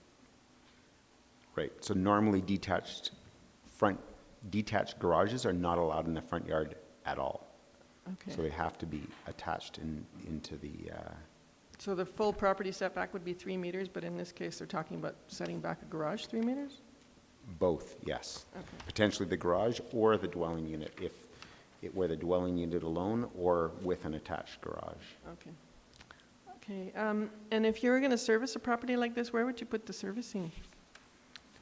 In a garage, like normally garages are part of a house? They can be, but we do have garage suites that are usually serviced sort of through or an accessory service off the main line, which usually there's capacity for that. If necessary, they may need to be serviced separately. The advantage of having a comprehensive designed plan for the entire area is it would consider the servicing of exactly what's being proposed. So at the development permit stage, the engineering department would review all of the servicing plans. So if you had a garage underneath, where would you put the heating system? You'd put it upstairs in the title It part? would require a separate heating system, yes. That would be a requirement so that I couldn't decide to keep my garage very cold and have the garden suite owner suffer from that. No, but you would have to enclose the heat system in the titled part of the upper That's story, correct, correct? yes. Yeah. Okay, thanks. And sorry, to answer your question, I have the answer to it now. Based on the area of, not the entire area, but the area that is potentially going to be purchased by the applicant, it would result in a range of 97 to 217 units at the 30 to 67. I think 67 would be extremely challenging, 67 units per hectare or 217 units would be extremely challenging for the applicant to get on this site. But to some degree, the higher the density on this site, those are units that come out of the overall Three Sisters unit allocation, so a more efficient use of land is better. We've actually had some discussions with the applicant about potentially increasing the minimum density. But at this time, they were keen to come forward with 30. We may have some further discussions with them prior to second and third reading.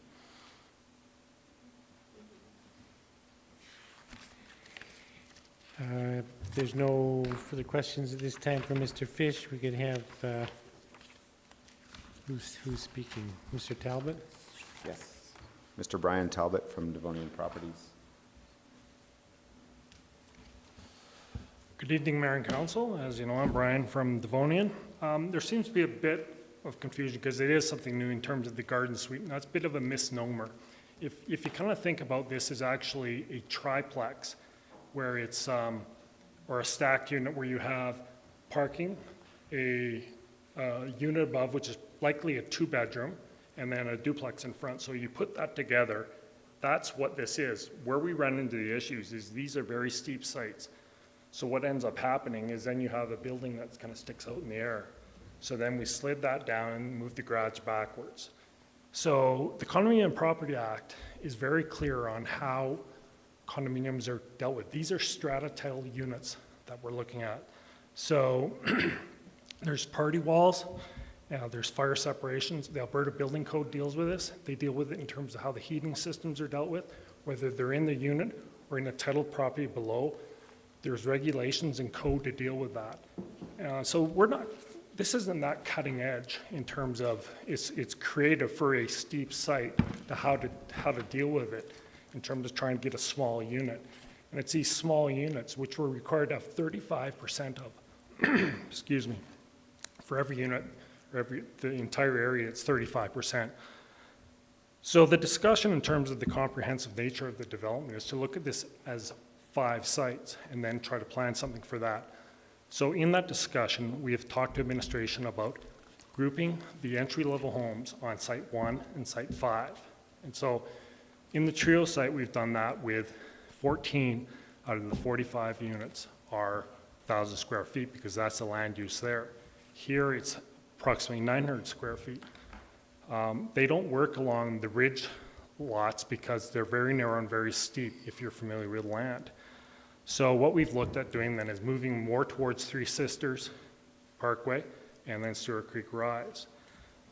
So it's not that cutting edge, and I hear comments in the back behind me that this is a nightmare and things like that, but it isn't. This has been done many places around Alberta, around Canada, and we happen on a name called the Garden Suite. It's actually just another titled unit. It's not too creative, so I wouldn't be too worried about that. It would be over a 3-car garage, so the unit itself, what I'll call the entry-level housing unit, which is separately titled, which is what we did in the trio, presently underway, presently for sale, would just be above a garage. And it's separate title garages, so there'd be 3 titles, and then the unit itself on top. So in that little detached building would be 4 units. Again, the Condominium Property Act is very clear on how we do that. The Alberta Building Code is very clear on how we do that, okay? So I think the name Garden Suite is just a name, and it's not unique. So we've entered into this purchase and sale agreement for all 5 sites up there. Now it's a staged deal, and it's also a staged build. So we are looking to build this over 3 to 5 years. So we'd start at administration's urging with the 2 lower lots and also combine the entry-level housing on those sites so that they come out sooner rather than later, and we're amenable to that. Because of the steep nature of the sites, we had to do the detached garage. We can cram them in together, but it won't be nice real estate, and I don't think it'll be that attractive for the town of Canmore, ultimately. So separating the garages has created some concern for administration that we're prepared to address in terms of articulation in the building form, setbacks, styles, different garages and all that, so that the concern of a whole row of garages is diminished. Alaric's concerns were heard by us, and we'll work with administration to make sure that that design works with their vision. And again, that goes to the comprehensive nature of the application. In terms of the So these are minor tweaks, I think, to account for what I call a really challenging site from elevations and grades.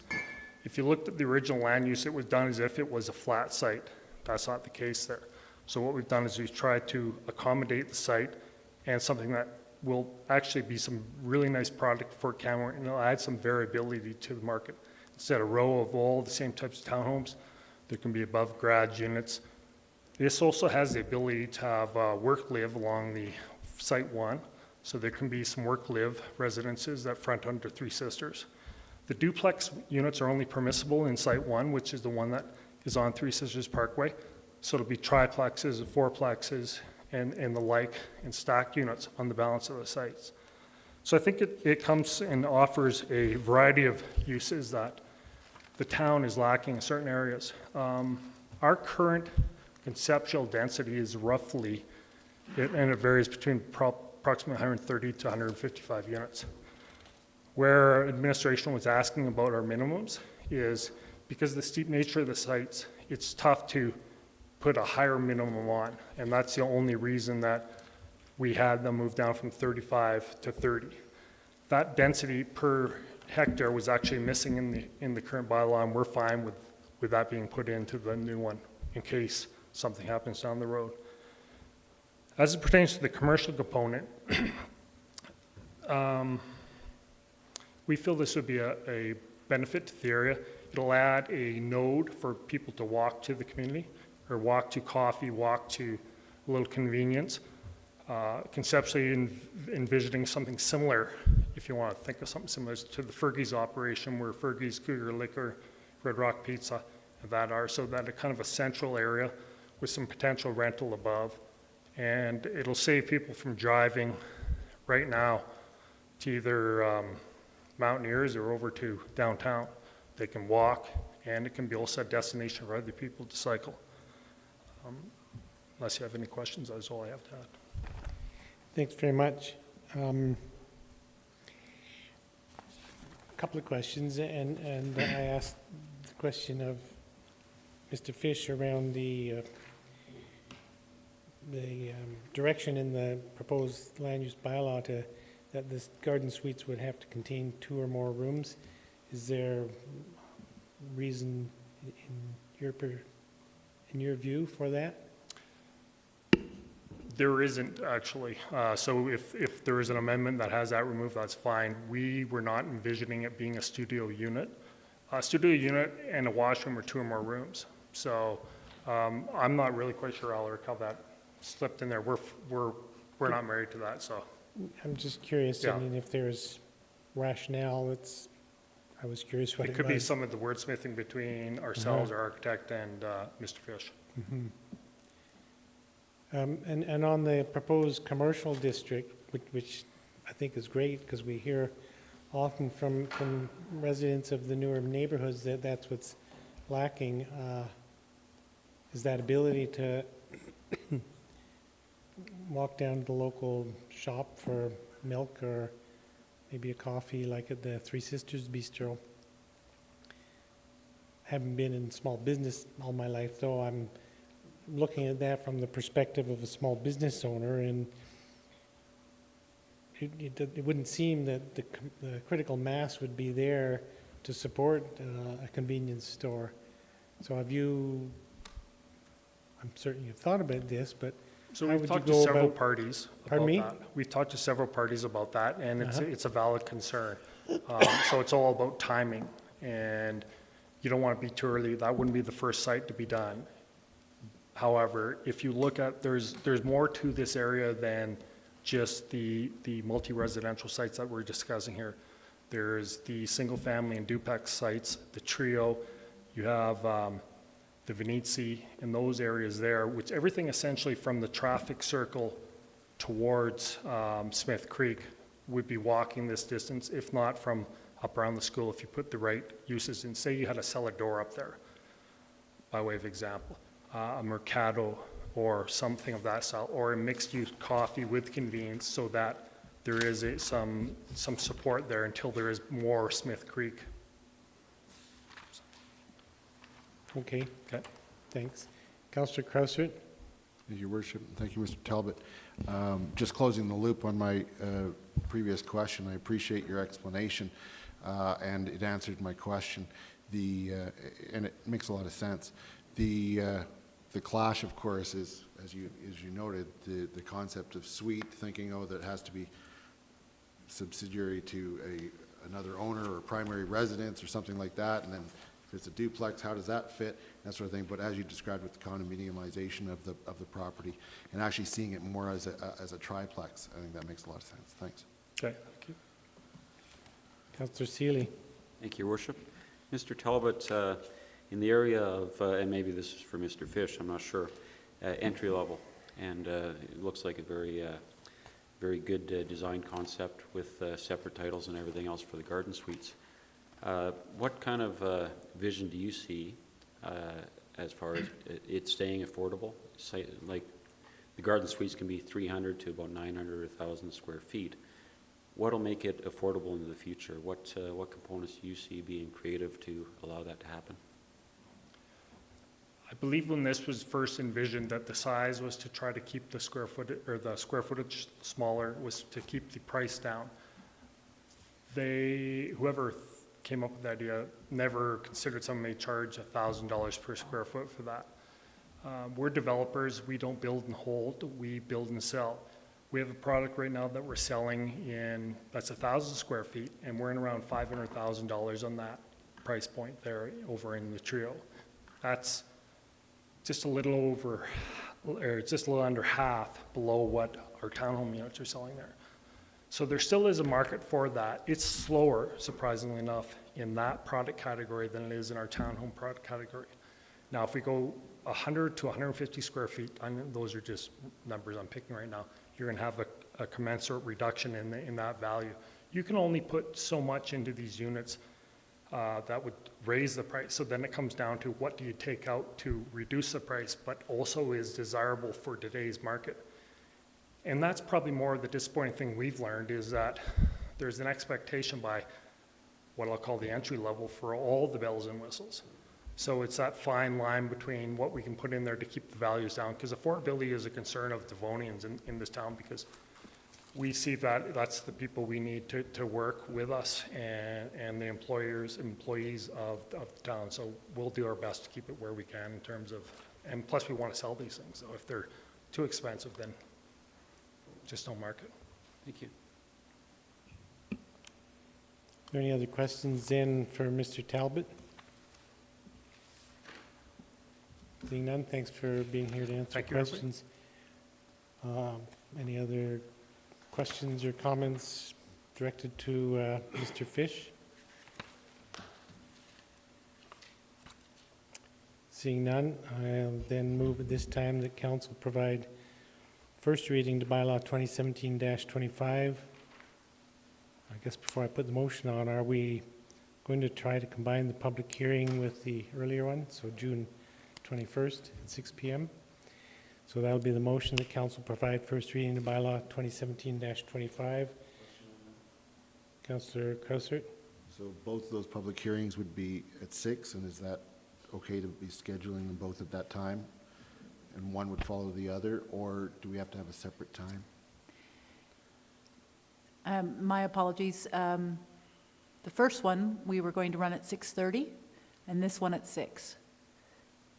And so we would advertise them as such. So we should have, but we could run that first one at 6 and this one at 7. I don't know, that we thought the first one might have more people speaking to it, so thought that one would have been better to run second. Okay, so we could schedule this public hearing for 7 o'clock on the 21st? Is that the suggestion? The other option that Ms. Cottle's suggesting is to schedule this one for 5 o'clock on the Wednesday. And then the other one starts at 6. I think that would be a preferable option for Either way, administration. one public hearing may run into the other, but that's just something we can adjust at the time. Since the other one's already set at 6, this one should be at 5 or at 7. Sure, and in fact, we can always adjourn a public hearing and reconvene at a later time if necessary. Do you have a comment, Councillor? Councillor Comfort? I'm just wondering, is that National Aboriginal Day? Yeah, but that's And will over everything about be 2. done by It's then? supposed to be over by 2 p.m. Okay. So then, the motion is that council provide first reading to bylaw 2017-25 and schedule a public hearing for June 21st at 5 p.m. Discussion on the motion. I'll speak to the motion myself. There's a lot that's different about this proposal, which is will take some wrapping your head around. But we've been saying for some time that we need the public sector or the private sector to come with creative solutions for new residential design or to help meet our community needs. So I appreciate that there's an initiative along those lines. Certainly in the past, the entry-level housing that was envisioned 10, 15 years ago in the ASPs that were approved at that time, entry-level per se, simply described as 1,000 square foot or less, hasn't worked that well. As was noted, when you see those units selling for $800,000 plus. So we've got to find something more effective in that line. And in thinking of how different the neighborhood might feel with these design elements, I recognize that it's a new subdivision, so people that would be buying into the subdivision would be buying in understanding what it's going to look like, and if that doesn't work for them, they won't buy there, which may work against the developer. So I'm certainly prepared to support first reading and see where that goes. Are there other councillors speaking to the motion? Seeing none, I'll call the question. Those in favor? Opposed? Motion's carried unanimously. We'll move on then to item G1, the request to amend capital budget for Project 1622, Public Works Renovation.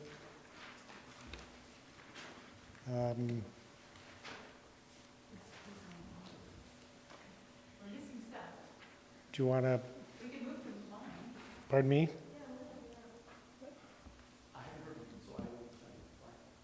What was the suggestion?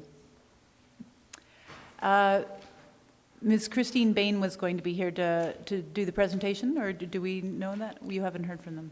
I'm just, I am here, and I have the presentation for the next two items, or sorry, the... Yeah, the agenda called for a break at this point, but we're a little ahead of...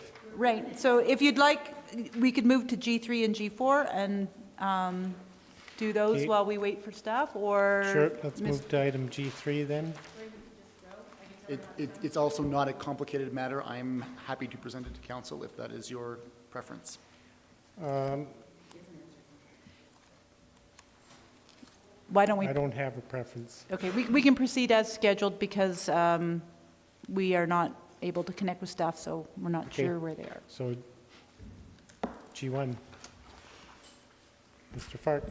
Good evening, Mayor Borman, members of council. The item before you in this case is a request to amend the capital budget for Project 1622, which is a public works renovation.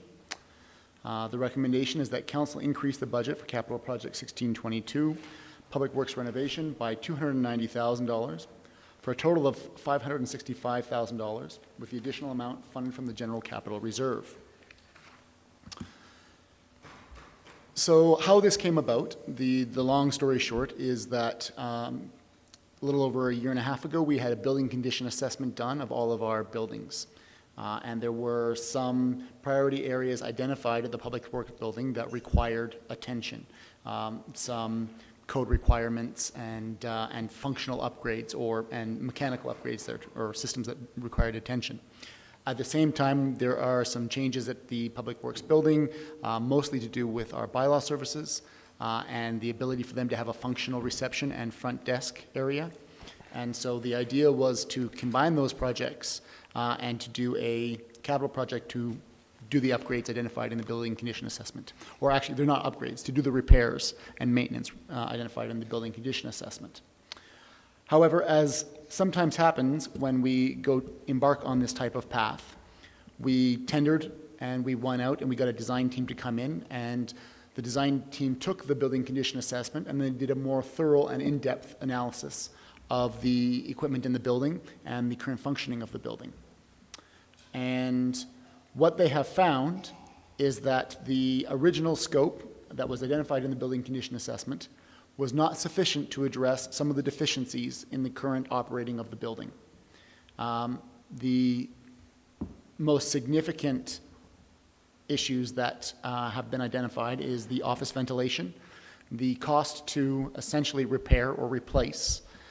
In this case, it's a replace because the existing system is not functioning up to the standards that are required. The cost to do that, and that was not anticipated. So the BCA identified that there were some issues with ventilation, but it did not anticipate that the system would require a full replacement. And so what the design team has done is they've gone in and they've determined that actually a repair or even minor upgrade to the existing system would not be sufficient. A full replacement is required in order to meet the code requirements of the building. And when you start to embark on this level of change in a building, you trigger a number of other code requirements as well at the same time. As soon as you hit a requirement for a building permit and development permit, you are, for a number of issues, you are required to meet the current code and no longer the code that was existing at the time. So again, the report lays out the details of that. The other important one is the tailpipe vehicle exhaust system that is in the maintenance bays. So we have a system that is in there currently. It does not function very well. It functions, but it's not ideal. And it can result in operator injury and suboptimal use. So one of the requirements, or one of the strong recommendations of the consultant is that we should replace that system at the same time in order to ensure air quality meets the standards and current code.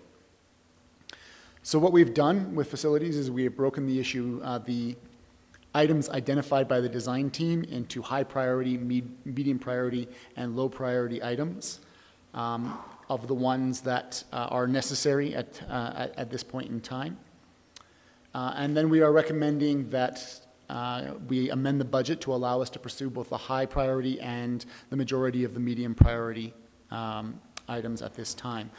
There are savings for us. It's more efficient if once we have a design team in place and contractor mobilized to address as many of the issues as we can reasonably do with the budget available, rather than having to mobilize contractors on different occasions at a later date.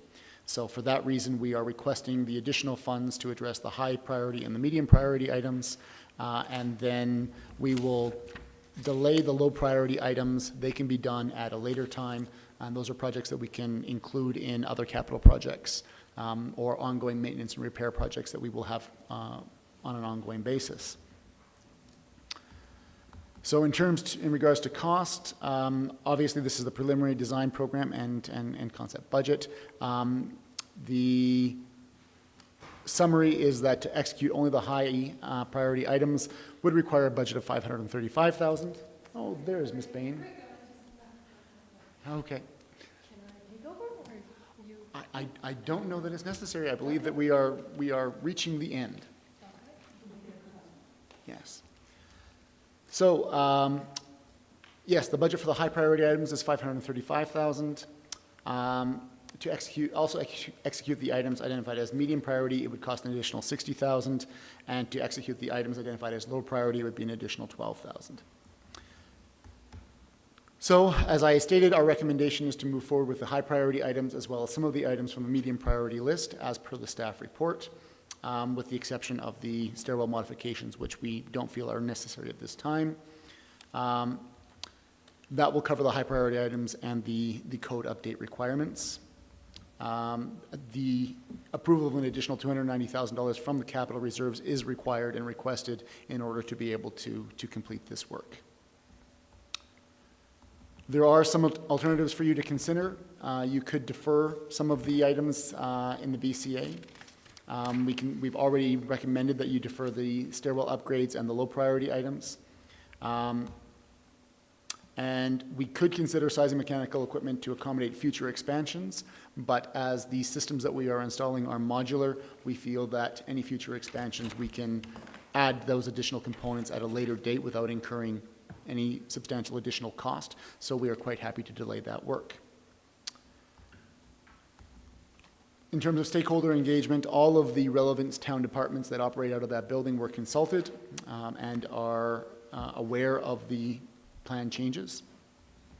And this project does align with council's strategic direction around asset management and appropriate asset management. With that, I will open the floor to any questions for Ms. Bain. Thank you, Mr. Fark, and our apologies to Ms. Bain. Unfortunately, we are moving quickly tonight. Unusual for council to move through an agenda in a quick pace. Regardless, there are some questions regarding the report. Just prior to more specific questions, can you help me remember when that building was first put up? It used to be TransAlta, It was TransAlta. It was built in 1985. We acquired it in 1997. Right. So since that time, of course, the building codes changed quite a bit, I'm certain. Yes, we've also changed the use of it over time. Yeah. As we acquired it, we are now using it to maintain vehicles. So we've got exhaust going in there with our heavy-duty mechanics working on those equipment as well. Right. So what was established or built in the first place met the code of the day, but today it doesn't. Yeah, so that makes sense. Councillor Russell, question. Thank you. I guess start with a simple one. How did we get to more than double the budget? Basically, majority of that is the ventilation requirements. So the original scope did not necessarily... Was that okay, fair enough. Was that our fault, or was it, who dropped the ball? Did someone drop the ball? Like, it just seems like it's a colossal increase in budget. Right. We did not understand when we did the building condition assessment. It doesn't necessarily go into all the details of confirming everything and all the code requirements. Kind of does a holistic level. We're not getting into the details. Once we brought in the architects and the design team to do so, and also once we had the information from the requested air quality test that we did here in July and then now in February with the door closed, we had additional information that came forward. And when we did that with the architects, now we've done the full engineer assessment. We do understand that there are ventilation requirements that are not met. So we did the initial assessment? We have done the additional assessment, Like we did the initial, then we brought the design team in who told us that we had missed all the air quality stuff. Mr. Park? Sorry, I missed that. Yeah. So the process was we had a building condition assessment done on all of the buildings. And that was done by an outside consultant? That was done by an outside consultant. And the outside consultant comes in and they do a high-level overview of the buildings. So they're not doing an in-depth analysis of mechanical systems. They're looking at things like the age of the systems, the functioning of the building, and they are generally highlighting areas of concern. So you may need to look at replacing this, or the life cycle of this particular element will expire at a certain time. Based on the high-level concerns that they identified in the Public Works building, we proposed a project to go out and to do design to address that. And it was based on, so our assessment of, or the initial scope of work was based on the recommendation from the building condition assessment. But again, that was not, it was never intended to be, and it was not an in-depth analysis. We were only able to get the additional information about the true functioning or the true problem with the ventilation system once we were able to procure the in-depth analysis, and that was only possible through the approval of the capital project with the budget that was in place. So when we got the additional information, then we were able to determine actually the mechanical systems are more problematic and require a replacement in a way that the building condition assessment had not contemplated.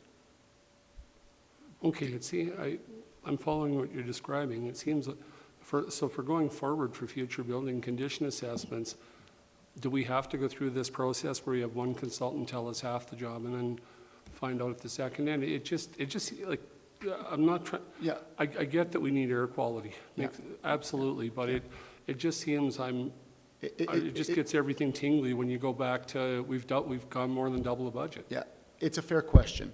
So the building condition assessment was meant to look at, essentially, at a high level, things like life cycle. So if your mechanical unit is normally scheduled to last 25 years and you're 17 years into it, it will make a determination that you've got about 7 years of life left, and it will look at some high-level aspects of it. But in order to actually do an in-depth analysis on each of those systems as part of a condition assessment would be cost prohibitive, because the number of systems and elements that go into each building is incredibly complex. So we did the building condition assessment to give us a high-level overview of the status and state of our buildings and to identify where potential future costs might come in, but not to go into in-depth, essentially, engineering of the buildings and to determine the full extent of every potential problem. So to some extent, Councillor Russell, the short answer is, for some of these projects, yes, we may have to go through a iterative process where if an issue is identified and we decide to pursue it, a in-depth analysis by a design team may determine that the problems are deeper, especially when you're dealing with older buildings, than we were able to determine through the high level of assessment of the building condition assessment. I understand what you've explained. I'm not thrilled with it. I have one more question, please. There's actually two more if I could, or if you'd like me to wait, I can ask them later. Let's move on for a moment. Councillor Comfort. Yes, so how long would this give us? So we do these renovations, like I'm sort of looking at that saw point, one might as a homeowner where you go, and they tell you to allow at least 30 to 50% if you're doing a renovation in an older home. That was certainly our experience, so no surprises there. But how long would this extend the life of this facility? And how do you determine that maybe we're better off to build a new facility, add those extra bays that are mentioned here, like that sort of thing? Like, what determines that decision? Well, yeah, right now, like I think was mentioned earlier, we do have a future project renovation for that building. So we are committed to that building and that facility. We know that we have the space on that property to expand where we need to for the continued growth of the town as the community expands. So we are committing to that building and knowing that we are capable of expanding. So this ventilation exercise, we actually have priced. We could put the unit in there to do the additional bay now. It would be an additional $12,000. We're not recommending that at this time because later on, once we do know exactly what we're doing with the size, we can then adequately put the ventilation in for that sizing. However, the stuff that we are doing now shouldn't be obsolete, right? The ventilation can continue to be used throughout the 30 years. And then maintained through normal maintenance, presumably. Yeah. And a shorter answer is, the life cycle for this type of equipment is generally about 25 years. So replacing this equipment now provides us about another 25 years for that particular type of equipment for that building. The building itself, the built form, the structure, is quite sound, and we would imagine that to be a 50 to 80 year building. Okay. So similar to many of the other buildings in town. So it's normal that over the life cycle of any building, you will replace something like the mechanical units 2 or 3 times before you come to a decision on whether or not to decommission the entire building, similar to what we did with Arts Place. And the relative value of this particular project, even with this increased budget, is small. Even $500,000 is small compared to the actual value of the building itself. So we're not yet in the neighborhood where we're investing so much into the building that we have to question whether or not the residual value of the building is higher or lower than the current investment. What a fulsome answer. Thank you, Mr. Fark. And I have one quick question. Yes? I noticed the install handicap access button at front entrance. Correct. And it's just a question about, is this standard now? Universality of access, is that standard for all public buildings in the town of Canmore? It is standard that we do barrier-free, especially with that building itself. We know that we have with the cemetery and administration in that building, we do know that we have a lot of senior public coming to visit that office, so it is definitely recommended there. Okay. I was just wondering if it's, if, do you know if we have a policy that? There's no specific policy, but there is building code. And Oh. building code is requiring accessibility for pretty much all public buildings at this point. Okay. So this is one of the code update requirements that kick in when you make a change to the building. Gotcha. Okay, thank you.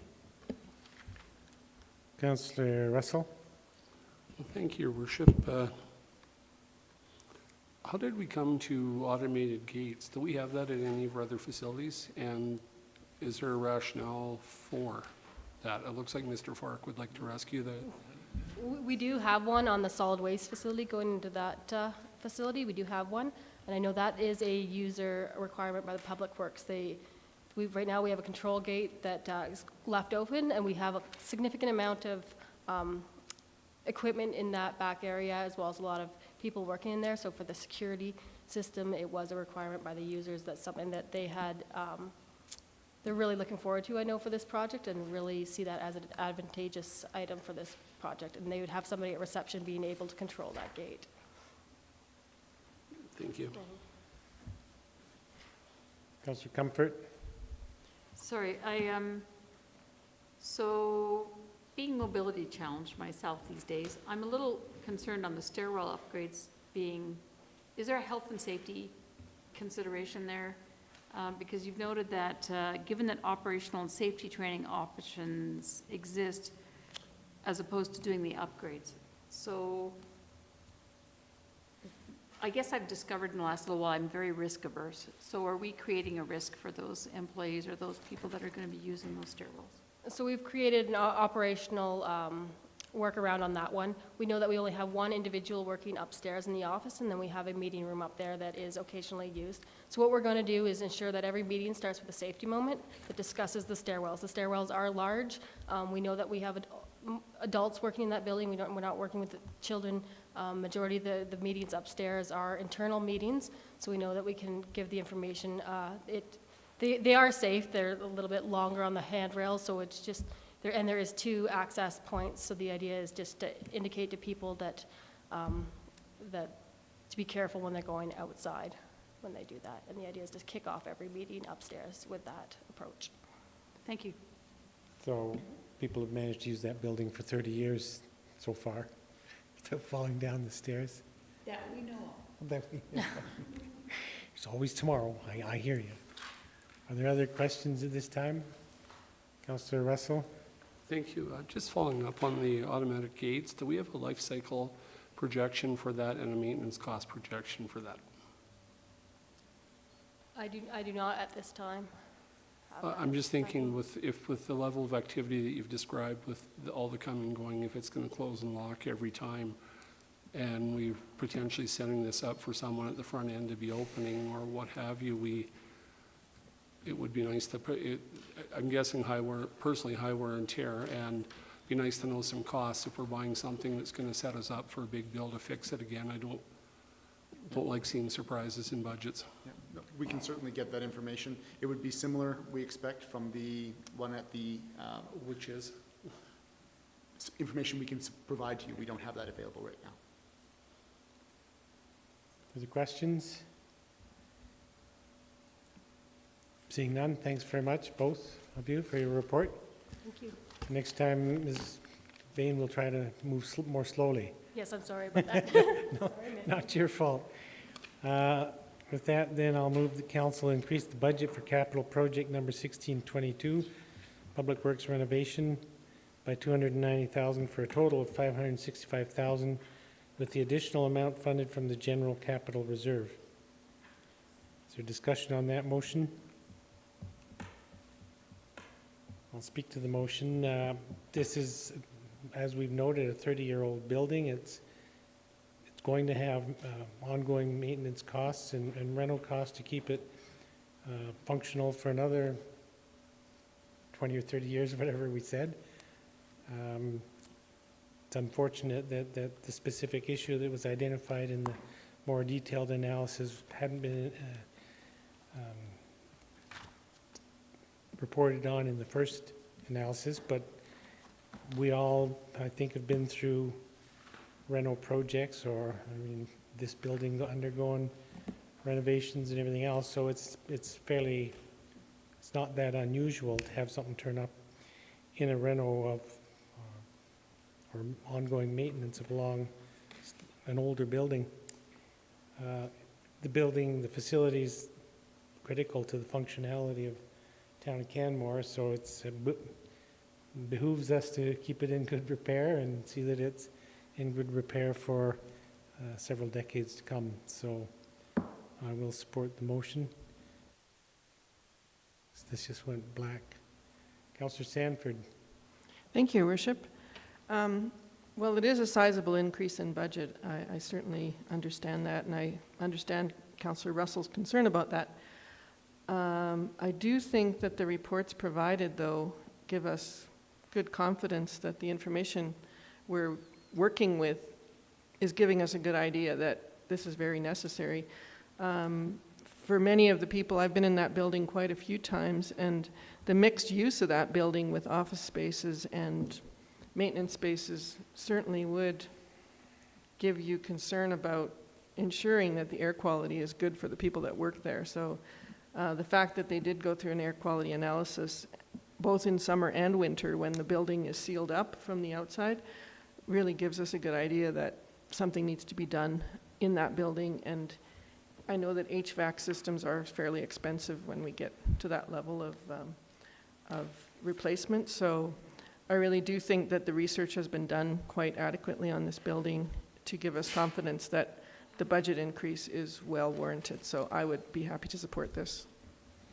Councillor Russell. Thank you, Your Worship. Thank you, Councillor Sanford. People have to breathe. There's no two ways about it. We need the air quality. We have to have it there. I guess I'm concerned. I feel like I've heard a recurring theme as we talk about different projects. We're finding out HVAC, and then to be told that the first project really didn't do much to address it. I appreciate you got to work with what you've got for resources out there for helping you, but we need the people breathing, ergo we have to spend this. Doubling the budget just really makes me just queasy. We need to, whether we find better consultants or find a different process. You know, I'd sure hate to see this kind of process come back again in a future project, because it might be less amenable to supporting it. Councillor Seeley. Thank you, Your Worship. Yeah, this is easy for me to support. And moving forward, it's nice to know that we're looking at our assets and everything else, and probably get a little ahead on this without the surprises in the future. So I'm glad that we're taking this approach, and the work is necessary. So thank you. There's no further discussion of the motion. Call the question. Those in favor? Opposed? Motion's carried unanimously. This time I will call a short break. We'll reassemble by 7:15.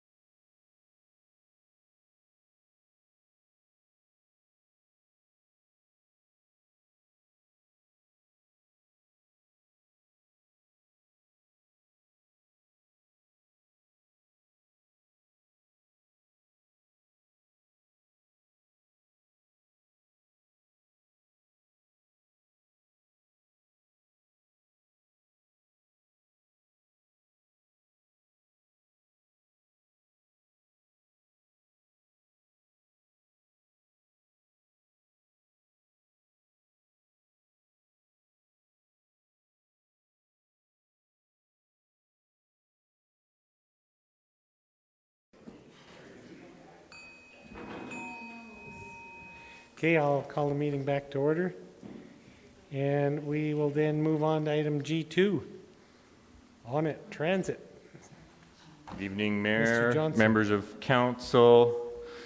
Here tonight to talk about on-it transit from the Calgary region into the Bow Valley. It's absolutely incredible to look at this and think in the last decade, public transit in the Bow Valley has gone from this. In 2008, Rome introduced in Banff. Just 5 years ago, we introduced the regional service between Canmore and Banff, and less than 6 months ago, we introduced Canmore local service. And in 2017, we go from that to this. Looking at public mass transit from Okotoks to Lake Louise. On it introduced service in 2016, connecting Okotoks, Black Diamond, Turner Valley, and High River to Calgary. And tonight, I'm here requesting that council approve up to $17,400 in support of an on-it summer pilot providing service from the Calgary region to the Bow Valley. And that's up to $17,400, presuming that nobody ever pays to get on a bus. And the more people that get on, the lower that number will be. So this is roughly what's being proposed. It will offer frequent service between the Crowfoot LRT in Calgary and stops in the Banff town site, with some morning and evening trips serving Canmore, Cochrane, South Calgary, and Okotoks. Schedule looks something like this, starting a little bit before 6 a.m. and running throughout the day until after 1 a.m. It's proposed that 2 morning trips will serve Canmore, one just before 9 o'clock and one just a little bit after 10 o'clock. And in the evening, 3 trips will provide service back to the Calgary region, 8 o'clock, just before 10 o'clock, and a little bit after 11 o'clock. So the summer pilot is proposed as weekends and holidays, totaling 26 days. Again, service from just before 6 a.m. until a little bit after 1 a.m., the last trip arriving in Calgary. 45-minute frequency during the AM and PM peaks. $10 one-way fare. And free for kids aged 5 and under. You can pay on board with your debit or credit card. You can also reserve seating by paying online. And you can transfer to any Rome service for the day. With the same $10 fare. With the same $10 fare. The total operating cost for the pilot is under $200,000 and proposed to be funded 46% Parks Canada, 46% the town of Banff, and 9% town of Canmore, representing the amount of service that Canmore is receiving in relation to those other partners.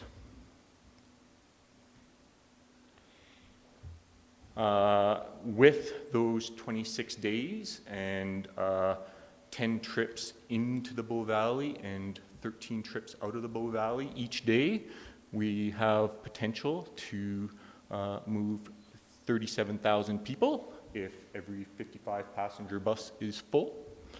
And the pilot would pay for itself if 30 people paid to get on each bus. But to put that in perspective, between Canmore and Banff right now on the Rome regional service, on average there's 8 people per bus. 55 passenger bus, will they all be half full or to be determined? What else is happening with transit in the Bull Valley in 2017? Again, the on-it service between Calgary and Banff with service to Canmore. $10 is the one-way fare. Free transfers to the Rome services. There is a free Banff to Lake Louise Parks Canada service. And that is starting on May 19th, just around the corner. And running into October with hourly service between 8 a.m. and 6 p.m. There's also free Parks Canada service from their overflow parking lot outside of Lake Louise to Upper Lake Louise. And in the fall, that begins service to Moraine Lake for the larches.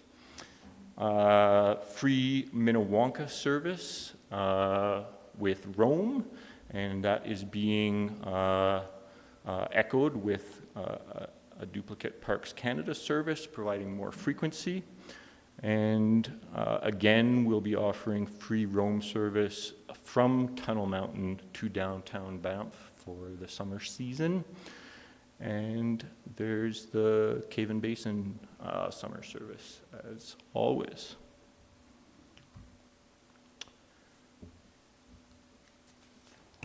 So public transit is just one piece of the puzzle to help manage traffic congestion, parking demands, and affordability in our community. Our 2014 census showed that we had over 800 residents commuting to work in Banff, and about 550 residents commuting to work in Calgary.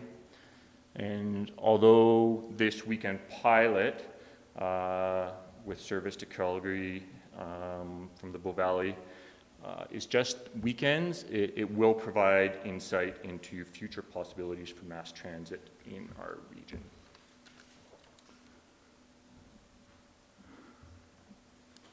In 2016, about 4.2 million vehicles traveled from Canmore westbound through the Park Gate toward the Banff town site. 4.2 million vehicles probably looks like more than that. And about an equal number were coming the other way. So kind of 8.4 million vehicles moving back and forth between Banff and Calgary.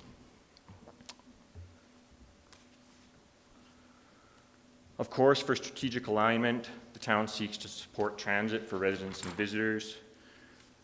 We aim to address traffic and parking concerns, as well as affordability. Rome Transit is looking to grow the service it offers, including connections to the Calgary region. And data gathered from this pilot will help inform the ongoing feasibility study for mass transit solutions between the Bow Valley and Calgary region. With that, the request is that Council approve an increase to the 2017 operating budget up to $17,400 to be funded from the General Operating Reserve in support of a 2017 summer weekend pilot service between Calgary and Banff with scheduled stops in Canmore. Questions? It's one of your photos? This is also a Nick Fitzharding photo. Pardon me? Nick Fitzharding. Oh, okay. Yeah. I have a couple of questions, and I'm sure others do as well. So I'm just curious, the last run out from Banff to the city, the evening is 11:30 or something. I saw it, I think, on your, doesn't matter, whenever the last run is. Has there been discussion about what it, yeah, so. So the last bus gets into Somerset, Bridlewood Station in South Calgary at 1:22 in the morning. But it leaves Canmore, there's one scheduled to come through Canmore at 11:15 at night, is that right? So what happens if the bus rolls into Canmore and there's people waiting for it and it's full? They're sort of SOL at 11:30 at night? Yeah, so that's, we've done two things to address that concern. The first is that there are 2 buses coming to Canmore and 3 buses going back to Calgary. So we're offering a lot more seats on the way back, and the whole system has that bias. There are 10 buses coming to the Bow Valley and 13 buses going back. And I know that doesn't make sense because how do buses drop out of the sky? And that is a miracle of, that's a miracle of engineering. Because it's 2017.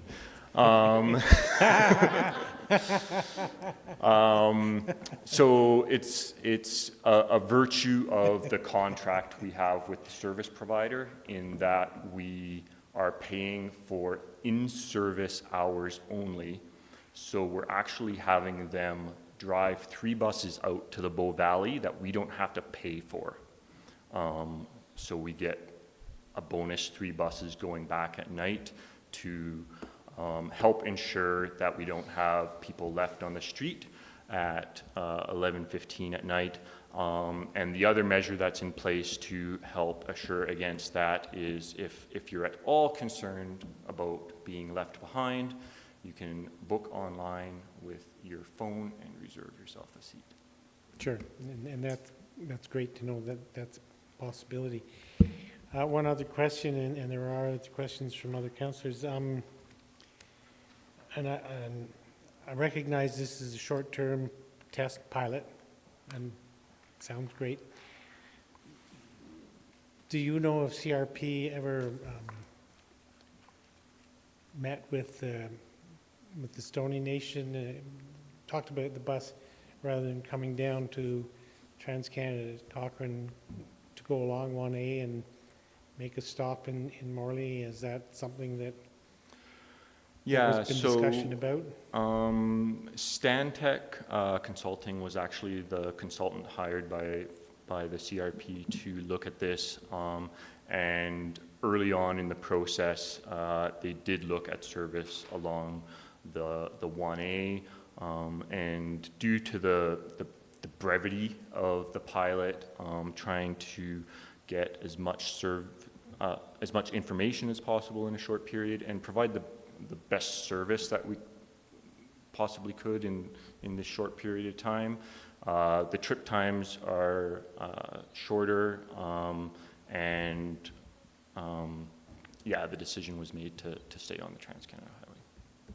Great. I mean, I understand that. Presumably in the future, if this takes hold in CRP or Regional Transit Service Commission or somebody initiates a permanent transit, there could be that possibility of some of the runs at least going through Morley. I'm just thinking. Councillor Krausert? Your Worship, thank you, Mr. Johnson, for the presentation. Just a quick question, and I might have missed it. Where will it be stopping in Canmore? I actually didn't note that. It will be stopping on Benchlands Trail. Benchlands Trail at Bow Valley Trail, that interchange provides the most efficient route to keep the trip times down to a minimum without coming into downtown Canmore. So in 2017, we're actually proposing a shelter to be installed at the Benchlands at Bow Valley Trail stop, so that will hopefully also support this work. Great, thank you. So would the bus then come along? How would it make the run down to Bow Valley Trail from the highway? So when the bus is eastbound into Calgary,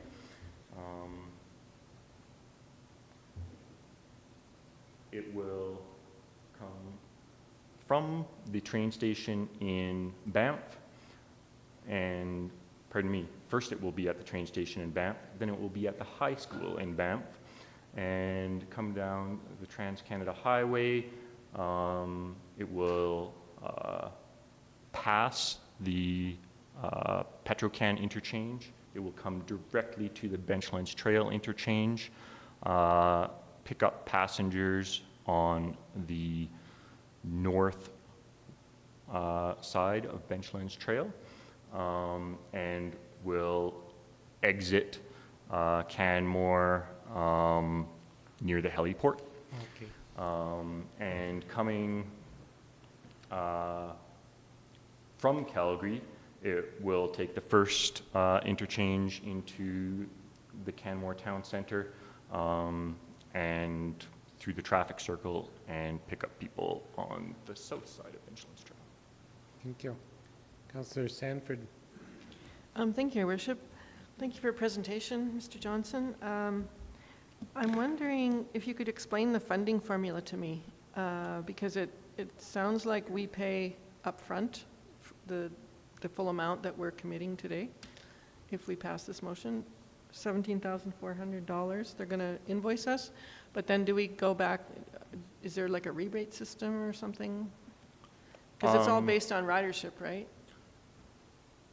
I actually don't know the answer to that. I don't believe we will be invoiced until the end of the pilot, because they don't incur the costs up front.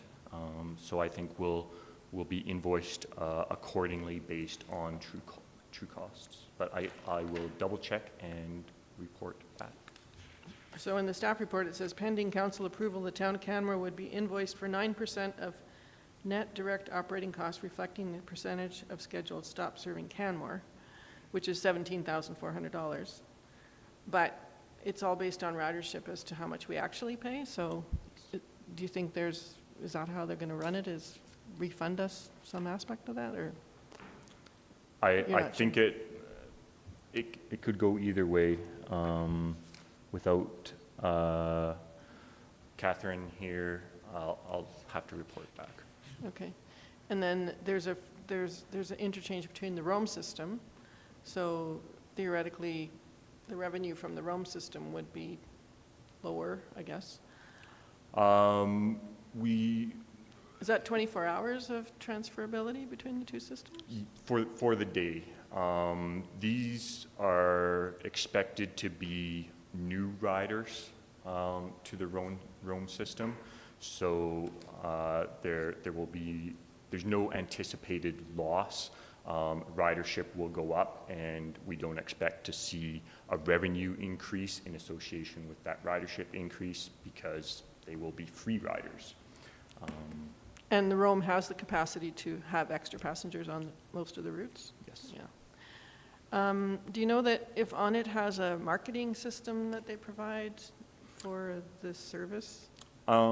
Yeah, so right now it has been grassroots through media releases that have been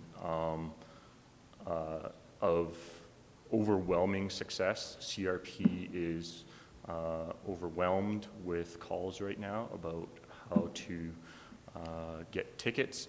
And they're also working in partnership with Robin and the rest of the municipalities, as well as Parks Canada and Rome. The town of Banff and Banff Lake Louise Tourism have funding for transit advertising, and everybody is collaborating to get the message out. Robin was in a meeting for a good portion of the day today, talking about how to spread the word with this short notice. Yeah, because there's a limited number of stops in Canmore, but if somebody from Okotoks left on Monday and came out to Banff and spent a night in a hotel, or came and spent a night in Canmore using the Rome system, I mean, you could stay in the Bow Valley for 3 or 4 days using the local bus system, just even though it's only a limited number of stops in Canmore, if you're linking it with Rome. So there's great potential here. Amazing. Sounds good. Yeah. And just on the whole ONIT brand, that was developed by CRP several years ago, and they have marketed and promoted the brand quite aggressively, even before they had buses rolling with it. So within their budget scope, they do quite a bit of marketing. Councillor Russell? Thank you, Worship. Mr. Johnson, a couple of questions. You talked about building a shelter. Will we be building one at each side of that road? And just to follow with that, and I apologize, my memory's failing me. Did we budget for 2 shelters in this year's budget? So to the first question, both questions. Yes, there is budget in 2017. 2 transit-related projects were approved for 2017. One for transit stops and amenities, based on kind of the confirmation of routes and high-performing stops in the service, the Canmore local service, over the past 6 months. The Benchlands Trail at Bow Valley Trail stop near the Grizzly Paw is an extremely popular stop on both the local and regional routes. So it does have funding for a shelter, and it has been identified by Rome as a location that they would like. Budget was approved for up to 4 shelters by council, and that is one of the locations that's been selected. Okay, so potentially then that location's been selected. Will there be, what you're describing, will be putting one on one side and not on the other side? That's correct. Okay, next question with that. Going to Councillor Sanford's question on marketing, this seems to be being sold off as Calgary to Banff tours. You don't hear them saying Calgary to Canmore and Banff. Like, what are we doing to rectify that? Or are we just the poor sister in the middle? Or there is a sense of urgency with Canada 150 and feedback from communities in the Bow Valley and the need to address problems in Parks Canada with the anticipated influx of people. And I think that's why we hear that bias of getting people from the Calgary International Airport into the town of Banff. The majority of service on this system is into Banff, but certainly we want people to know that they can ride from the Calgary region into Canmore, and Robin is working on that message. So last question then, when did we get involved in the discussions on this? It seemed like they unveiled the project, then, oh, by the way, we hear that we're being asked to put money in. When did we initially start participating? Mayor Borrowman may be in the best position to speak to when we began talking about regional transit with the CRP. No, specifically this project, not the regional transit, just this new thing, the summer trial. Like, it just seems like it exploded out of somewhere. Came along pretty quick. Yeah, so this summer pilot came on very quick, within the past few months. On it is basically a 2-year pilot program funded by members of the CRP, and they were to run 3 pilots, and they were looking at their options, and with Canada 150 and the transportation issues it kind of creates, they realized that this was the perfect opportunity for the 3rd pilot. Parks Canada showed a lot of interest in that. The town of Banff showed a lot of interest in that, and we, the town of Canmore, have also expressed our interest in that. So, but I guess to my question, when did we start this? Like, it just seems like, hi, we're starting this bus, you want to help us pay for it? It's been a few months. Yeah, just a little more background. So there has been discussions, as you know, around transit from Bow Valley through to the city. and for several years, CRP has been long-range business plan to initiate that service, or working with the Bow Valley Regional Transit. When I was involved with CRP, or when we were involved with CRP, the South pilot was started a year ago.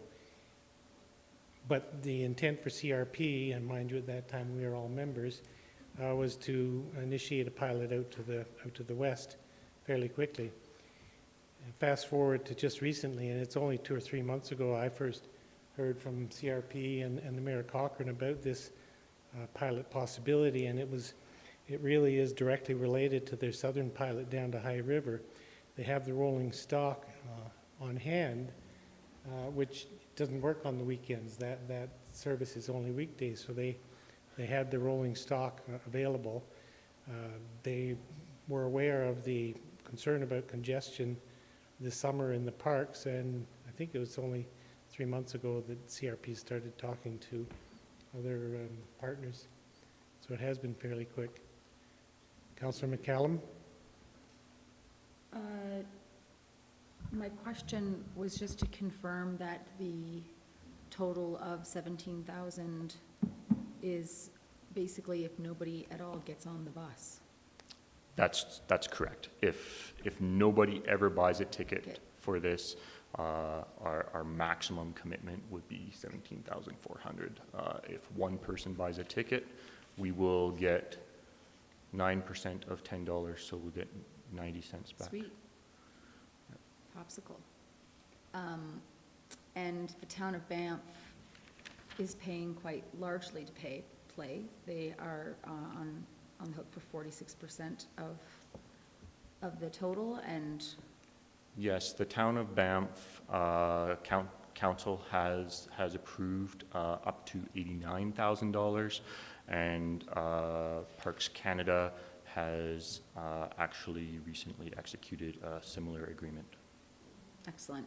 So, And Rome, if I recollect at our meeting, one of the impetus of building new ridership was also to understand when they hand in their ticket or whatever, we would have access to that data to help build our transit better regionally as well as locally, correct?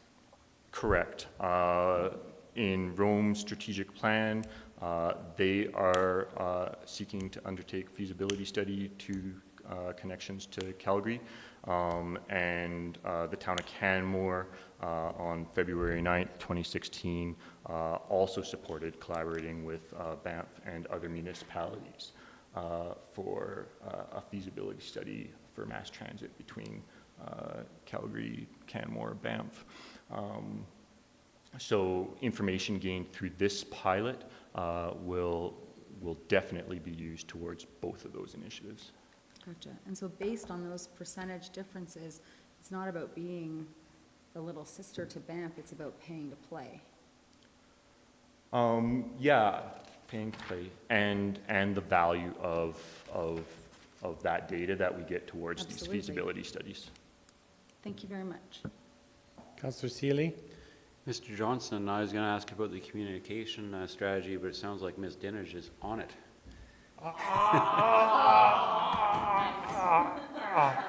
What I find really exciting is free to Lake Louise from Banff, so we can get the word out locally that we can you can roam to Banff and then you can ride to Lake Louise for free. And I know some people that aren't transit riders are excited about the opportunity, and they're tired of the congestion, so it could go very well. Yeah, it actually costs $10 to get from Okotoks to Lake Louise this summer. Yeah, but locally, yeah, that's amazing. Yeah. Are there other questions at this time then for Mr. Johnson? Seeing none, thanks for your report. And then I will move the council approve an increase to the 2017 operating budget up to $17,400 to be funded from the general operating reserve in support of a 2017 summer weekend pilot transit service between Calgary and Banff with scheduled stops in Canmore. I'll speak to the motion, happily support the motion. We've been talking about initiating public transit to Calgary for a long time. This is a small pilot. It's short-lived. It's only weekends, but it's going to be really helpful to move forward with greater service delivery. There's been a lot of focus on the concerns in Banff National Park and town of Banff around possible congestion this summer from people driving out from the city for the day or the weekend or whatever. My guess is that people in the city are going to think it looks like a nice weekend to come out to the mountains. They're going to know that Banff is congested. And they're likely to think, well, let's go to Canmore instead. And so any way we can set it up so that those people don't come out in their own cars, that's much better for the town of Canmore as well. I think for the town of Canmore or Bow Valley Regional Transit Service Commission to initiate a pilot of this nature, even this small in nature, would be quite a bit more expensive than we're being asked to contribute to this. So good value. I'm looking forward to seeing it start. Councillor Krausert. Thank you, Your Worship. I'm definitely going to support this motion. In my mind, it's a really easy decision. It's a no-brainer for very little cost, if any, because there's a potential that it could cover itself. But for very little cost, we're going to get excellent data. And we are going to get cars off the road, and we are going to get increased ridership on Rome. I do want to share a couple of things, some feedback. First of all, from Rome, we, of course, discussed this at the Rome Transit Board meeting, and we passed the motion allowing ridership from on it to ride on Rome. For no cost, no additional cost on that day that they purchase their ticket. And it really is about, this is about new ridership, and we don't anticipate that there will be a revenue loss at all. And also, it came up today during the Downtown BRZ's board meeting, a question from one board member, and there was quite a very good discussion. And what I gleaned from that was just a real support for this initiative, and I think it's just a great idea, very smart, and hope that it's successful. Councillor Comfort. I'll be very pleased to support this motion. It's, you're right, it's a no-brainer. And for people with brains, it actually fits our strategic planning at so many levels, environmentally, for the regional transit part. I think it's a great opportunity with very little risk, if any. So really pleased.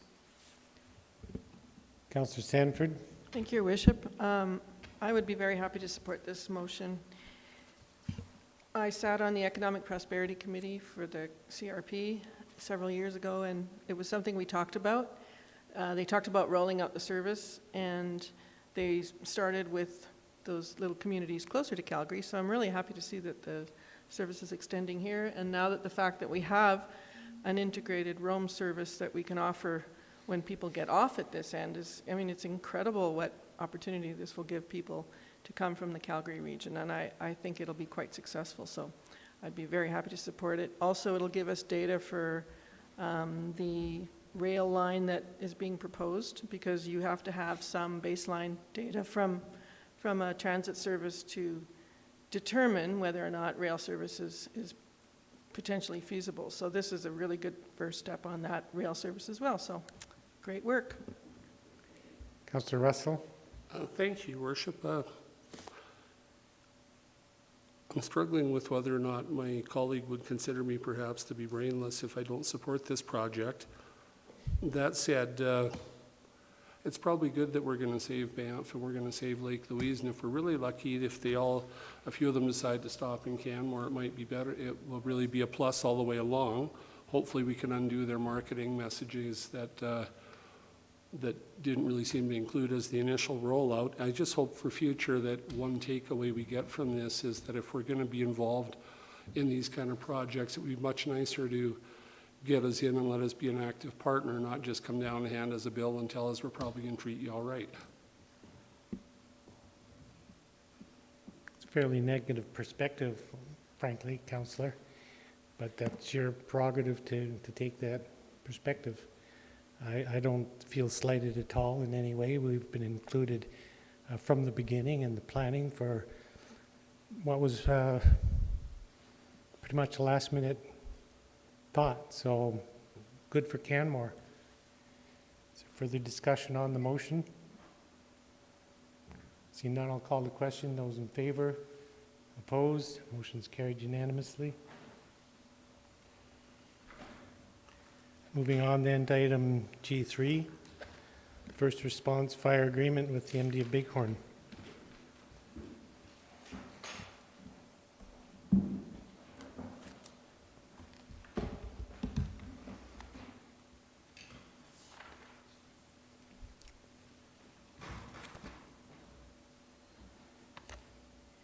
Thank you, Mayor Bauman, members of council. I'm here today to seek authorization for the mayor and CAO to execute the first response fire agreement with the MD of Bighorn. I think the report before you was pretty self-explanatory, but quickly, by way of overview, we signed our first agreement with the MD, first modern agreement, I guess, because we've had some historic ones, in 2012, and it was a 5-year agreement that terminates mid-year this year, end of June. We did do an amendment, you might recall, last year to update the serviced area, which is essentially just updating the map that's included in the agreement to include the new subdivisions and Dead Man's Flats. Currently, both parties are satisfied with the way the agreement is serving their communities, and the intermunicipal committee met late last year, directed the CAOs to get together and negotiate any amendments that might be required to the agreement, bring it back to the intermunicipal committee. That committee met again this April and agreed with those amendments, so I'll just review those quickly for you. Just before I get to the amendments, by way of an overview of our history, this wasn't in your report, so just providing you the summary of the cost allocation. This is the cost to the MD and what they paid the town of Canmore for the service they received. So the first year of the agreement was half a year in 2012, and they paid $24,567. You can see the next year was slightly double that, or a little bit more than double that, and then it has increased steadily since then. That's mostly due to back in 2012 we were in our first agreement negotiations with the IAFF around wages, and so this agreement has seen all of the IAFF negotiated wages incorporated into that. And then below the costing is the actual services we've done into the MD, which are also increasing steadily. We did have the discussion with the MD at the intermunicipal agreement as to whether a fee for service or kind of arrangement would be better than a first response agreement. And clearly the MD sees value in this agreement and in providing the insurance policy for them when they need it. By way of amendments, there aren't the only significant amendment is shown in the tables, but I'll just quickly, there was an update to the map that's part of your agreement. That's Schedule A. Detail 2 was added to clarify the area around the Gap Lake Hill, which was unclear in the last agreement, whether we were responsible to go to the top of the hill or the bottom of the hill. So when you're heading eastbound, we go to the bottom of the hill.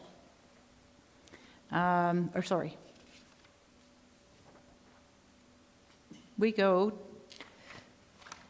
I can't tell now, where we include the Dick property. That's what I The know. Dick That- property. The Dick Burton property. Maryland Dick's Bighorn property Meadows, is I included think. in the service lands. Yeah, Bert gets fire service now. But that was one area of uncertainty for our firefighters, so they asked for that to be clarified. And just by way of clarity on that, if we go beyond that towards Exshaw, if we're called out there, then we do bill extra to the MD. It's not covered under the fixed rate as part of this agreement. So the second amendment is the way we calculate the allocation of costs. In that Schedule B of the agreement. The prior agreement had it by population percentage. Because the MD doesn't count their population on as regular a basis as the town of Canmore, that was proving to be problematic. So we just left the population that was in the agreement from 2012 as the population for the entire term. There was a proposal to consider moving to assessment, which, as you heard tonight, is done on an annual basis. Both of our communities are growing at this point in time, and it made sense to use assessment. And lo and behold, when we did the assessment review, it was almost identical to the population percentage split. So the intermunicipal committee agreed that that was appropriate. The third update was just a Schedule C, which is all our force account rates that are used when and if we go outside of the surface lands area, we bill them directly for that. So all of our, costs per unit and costs per firefighter hour, et cetera, were updated. So with that, I'll just move to the recommendation, which is that Council authorize the Mayor and CAO to execute the first response fire agreement with the MD Bighorn as attached for the 5-year term beginning July 1st. And I will entertain any questions you might have. Thank you. Councillor Comfort. Just to be clear, so if we were called to a fire in Exshaw itself, past the Dick's Place, would that be, that would be billed out under that? Under previous Schedule slide? C. Yeah, Yeah. okay.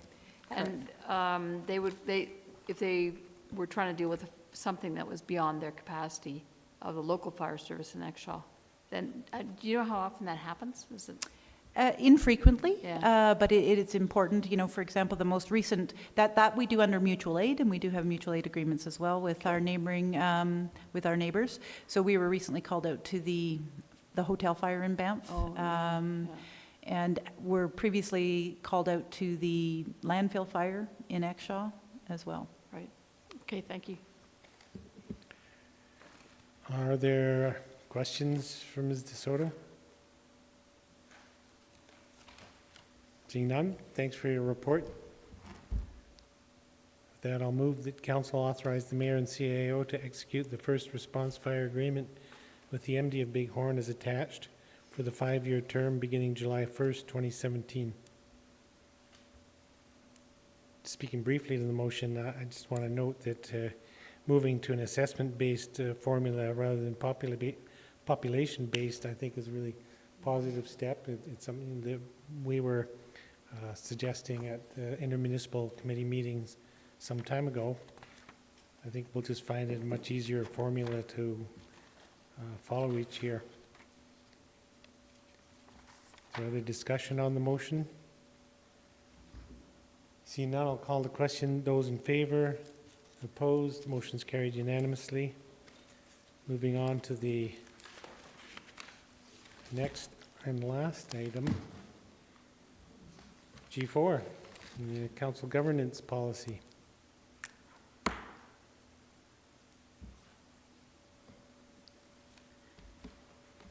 So, I'm up again, and then I'm asking you to approve some amendments to the Council Governance Policy that were discussed by Council at a recent strategic planning session.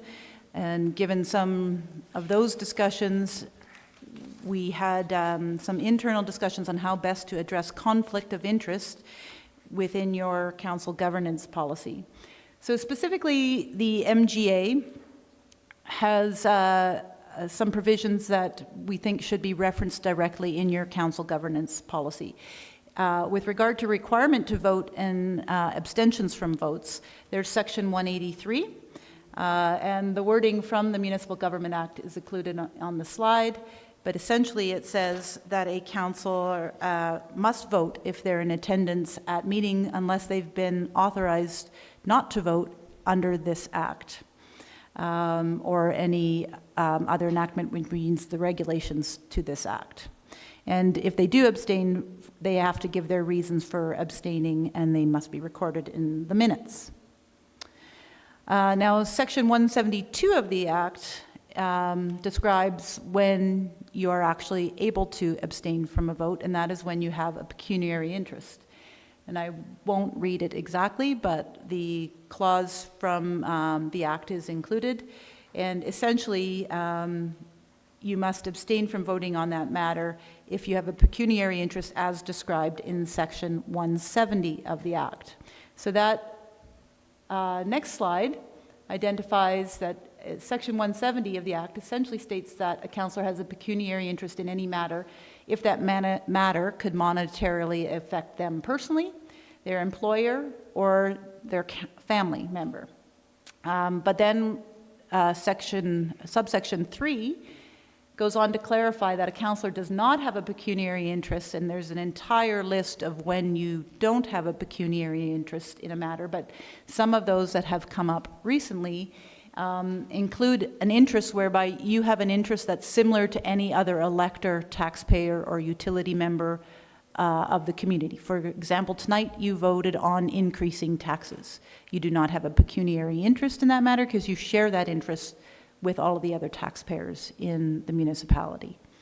Also, an issue that's come up is if you have a family member that is employed by an employer that might be monetarily impacted by a decision of council. The Act is clear that you do not have a pecuniary interest in a case where you or your family member are an employee alone, i.e. you're not a shareholder, a director, or an officer of the company. So by virtue of simply being an employee of someone who may be impacted by a decision of council, you do not have a pecuniary interest. So we wanted to clarify that with council. So the proposed amendments to your governance policy are included in the red line version of attachment 1 to the staff report.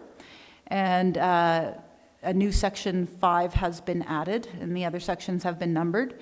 And essentially, the amendments direct councillors to consider the sections of the MGA, 183 and 172. And I note that there is an error. It says section 170 and under 5.2, so that's a typo. It should say section 172 of the MGA, and then refer any concern that you may have, whether or not you have a pecuniary interest, to myself or to the CAO for review. And then the CAO would review that concern vis-a-vis the clauses in the MGA, would discuss the matter more carefully with the councillor in question, if necessary, would consult legal counsel, and then would make a determination on the matter.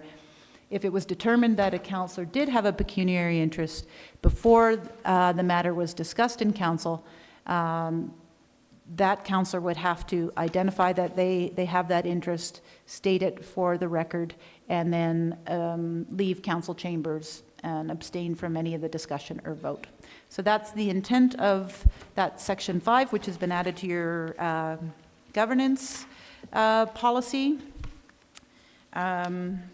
There were no other alternatives analyzed or stakeholders engaged. I think it is appropriate with good governance that this get addressed directly into your governance policy. So I ask that you support those amendments and would be happy to answer any questions. Thank you. So the red line version of the policy would just have to have that one small amendment made at? Yes, that instead of section 170, it should say section 172. Right. Councillor Sanford. Thank you, Your Worship. Thank you, Ms. DeSoto, for your presentation. The question I would have about the time frame, what kind of timeline would be required for a councillor to have that pecuniary interest or conflict of interest ruled on by the CAO?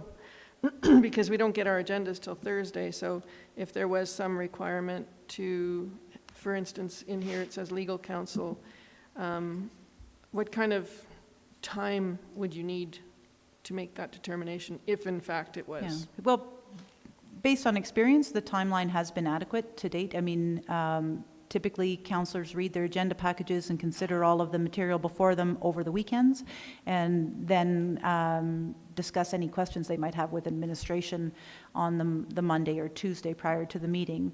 I think that's a sufficient timeline. There's also a proposed agenda schedule that's shared with council on a weekly basis, and so if there's an upcoming issue that council is aware of, certainly more time is better, and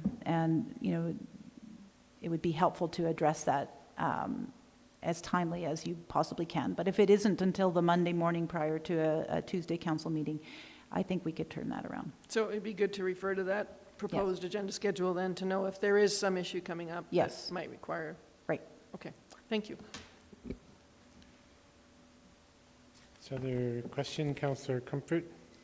So the editor and me came out, and I wondered if I could suggest a couple of amendments. I'll read them and then give them to you to put up on the screen. We're not at that. Oh, we're not at debate yet. No motion on the table yet. They're just editorial. It's just cleaning up language. That's all. Once there's a motion on the table, then you can amend them. I'm so excited. Councillor McCallum? Thank you, Your Worship. So I think it might behoove us to have an exercise on the boots on the ground of what this looks like. So since being elected in October of 2010, as all of council knows and some of the public, my partner works for Spring Creek Mountain Village. So whenever an item with regards to Spring Creek Mountain Village would come up, I would automatically recuse myself based on my interpretation at that time of the MGA. And I was wondering, actually rewind, so based on these proposed amendments, if an item comes forward to council for consideration with regards to Spring Creek Mountain Village, I would still stop and look at it and see if it was actually, if there was a conflict of interest, but how would we walk through that scenario? So or what decisions in the past should I've actually been voting on and I wasn't because I was recusing myself? So the land use changes, any ARP amendments, et cetera, that were made to the Spring Creek plan that you did recuse yourself from, under a strict, under an interpretation and the process that we've set forth in your governance policy, I would have recommended that you don't recuse yourself from them.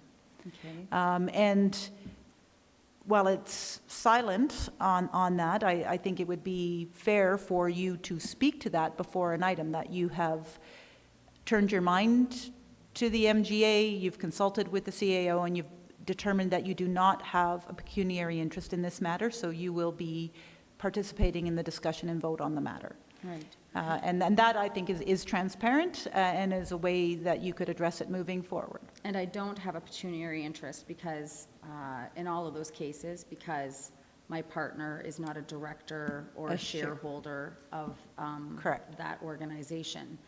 Now, does the MGA speak at all to perceived conflict of interest, which I think is, in my mind, what I was trying to prevent, but realizing the MGA has a different opinion on? The MGA is silent on perceived conflict of interest, but as I noted in the presentation, Section 183 of the Municipal Government Act actually states that if you're in attendance at a meeting, you must vote on matters before you unless you're permitted to abstain by the Act. And the only permission to abstain is if you have a pecuniary interest, or the other reason to abstain is if you've missed the public hearing of a bylaw that's now reaching second and third reading. You must be in attendance at a public hearing to vote at second and third reading of a bylaw. So in essence, the strict interpretation, you could be challenged for not voting on an item because of a perceived conflict of interest. Unless there's a real pecuniary interest, you should be voting on all matters before you. And in terms of challenge, what does that mean? Does that mean that if you are meant to vote on an item and you don't vote on that item, that you have resigned your seat? Is that what that means? No, there are processes in the MGA for dismissal of a councillor. And so somebody would have to take umbrage with you not voting and submit a complaint and a concern, and then the rest of council would have to consider that. And we would have to look at what the complaint and concern and situation is. But there would be, that's essentially, somebody could take umbrage with you not voting when you should have. Umbrage, I haven't heard that one in a long time. Note 4. Councillor Crowsert? Thank you, Your Worship. And I do note that in the MGA, for this particular offense, because there's a number, I mean, if a councillor was convicted or some other things, it's an automatic thing. But for things where, such as not voting, there is a defense that is valid, and that is if the act or non-vote rose inadvertently or by reason of genuine error in judgment. So if it was a misunderstanding as to the application, which we are now clearing up, but if there was a misunderstanding, then Section 177 gives you that opportunity to make that argument. Thank you.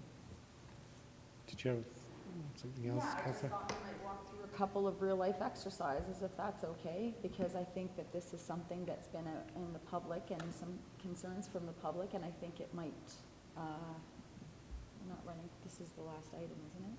Yes, it is. Okay.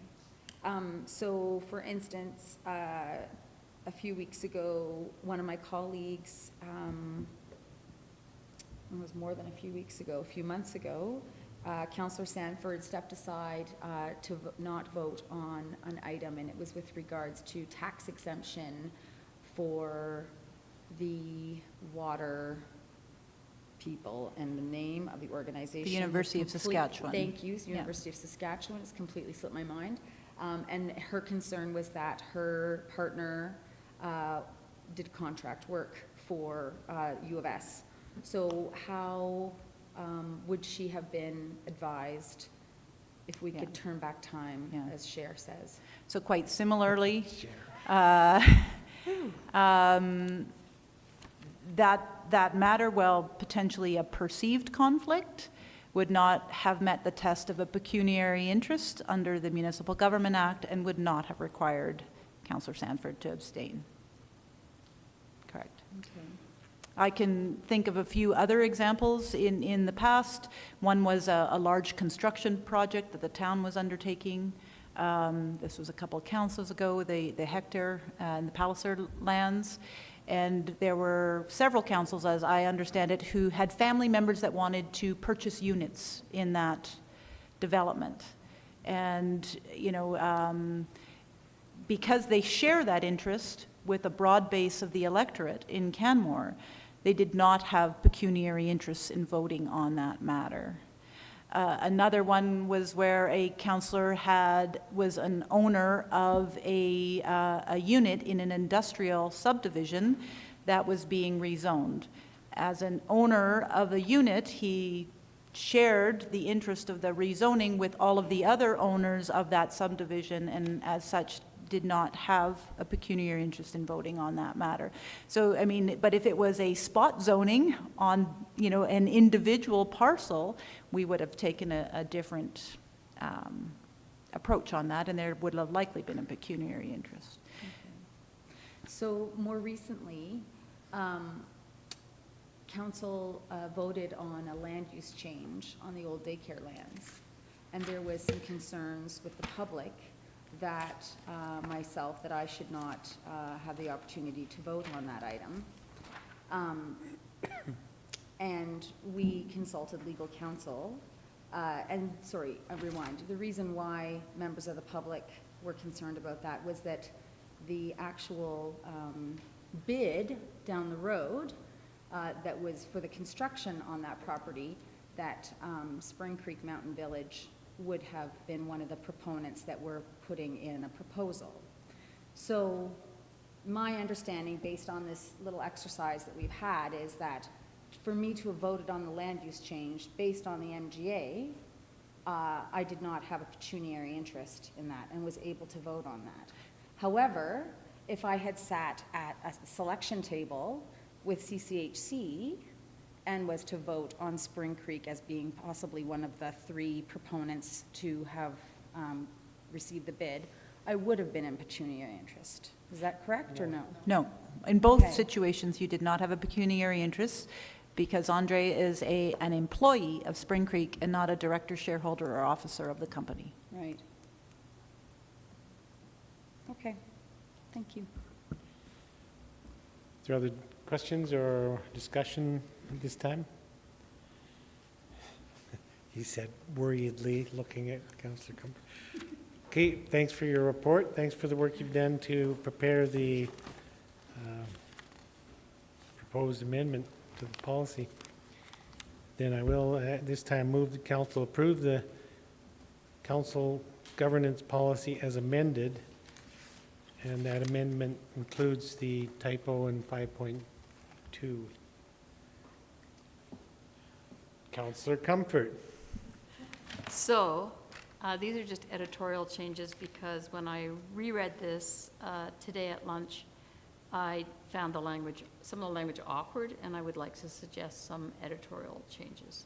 No big deal.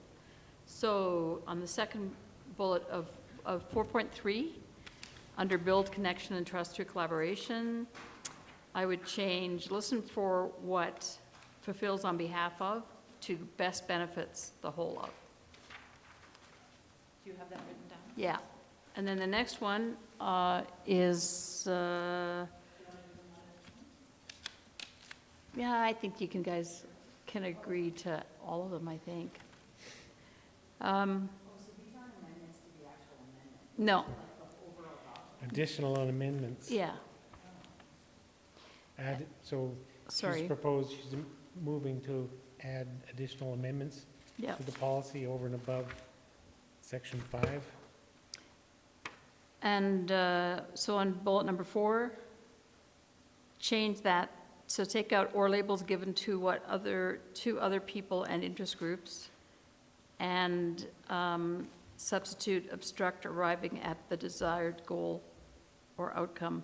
So it would read, be aware of your own personal biases and recognize that those judgments can obstruct arriving at the desired goal or outcome. And the last one, under 4.4, bullet point number 4, add after be civil, comma, seek to persuade and refrain from intimidation. And that's it.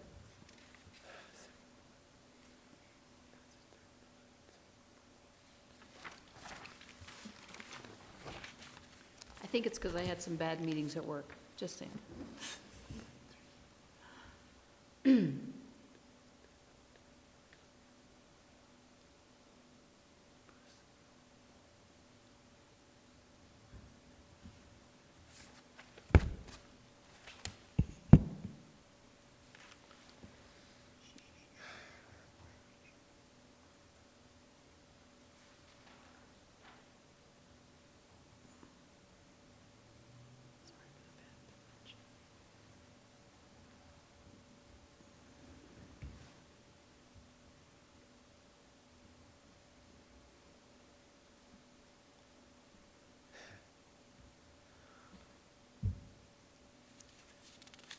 Okay, I'm not all that comfortable voting on fairly substantive amendment walking on the table.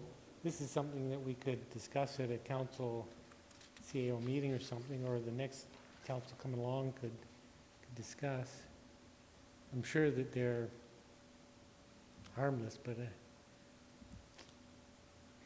I'd just soon not do that this way.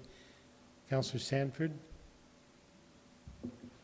Yes, I wasn't going to speak to the amendment. I was going to speak to the main number 5 amendment. I would have to agree with you, though. I'm not clear on the language. I'd kind of like to see it in a red line version, seeing that there is a number of changes that are being proposed. And they might not be substantive, they might just be grammatical or editorial, but they may change the intent of the clause as well. So I don't think I'll support that amendment at this time. Others speaking to Councillor Comfort's amendment? Councillor Krausert? Yeah, thank you. I concur with your assessment. These are not all editorial. One I would say definitely is, one marginally is, and one is definitely something that would be subject to debate as to whether it actually is the same intent. So I don't think that it's appropriate at this time to consider these. 6.3 does state that council should review and amend or reaffirm this policy as desired at minimum once per term of council. So this is something that is a living document that will come back, and I don't think that any of these are of the nature that it's going to be detrimental to continue with the current wording. Speaking to the amendment, Councillor McCallum? I concur with everyone else. I understand and respect that Councillor Comfort lives and breathes editing, and I appreciate, not always, but sometimes. Are you saying pedant? I didn't say that. That's your word. I think if these were editorial changes, when you said that, I expected it to the actual section of the document that we were actually addressing today. So I too would prefer this to come back as a red line version, at least to have had more than 5 minutes to chew it over would have been helpful. And I'm sure that they might be harmless, but to not have the opportunity to look at it. We spent a lot of time putting this together in the first place, so to do it on the fly and to change it like this doesn't feel right and respectful to the rest of the people sitting at this table. Councillor Comfort? To close, I think I'll withdraw the motion, but my intent certainly was not to be disrespectful to the people at this table. And yeah, I'll bring it up maybe at a CAO council meeting. Thanks. Okay, so, and I can't remember procedurally, a motion can be withdrawn like that? Okay. Okay, then we're working on the initial motion that council approved the council governance policy as amended in the attached report with the additional change to section 5.2. For discussion on that motion, Councillor McCallum. I just had an additional question for the CAO with regards to sort of how the back end of how this works. So if a councillor feels that they have a pecuniary interest or a potential pecuniary interest, they would come to you and say, hey, I think I have a problem, and you would discuss it. Would there be any, you had said that when the item actually came to council that, or maybe you didn't say this, that the person who feels that they have, who thought they had a pecuniary interest and doesn't, would declare that at the beginning of the meeting, or is that only if you have a pecuniary interest? I think it's completely up to you what you feel comfortable doing with. Absolutely, you must do it if you do have a pecuniary interest. You have to state you have an interest, the nature of the interest, and then you have to leave chambers.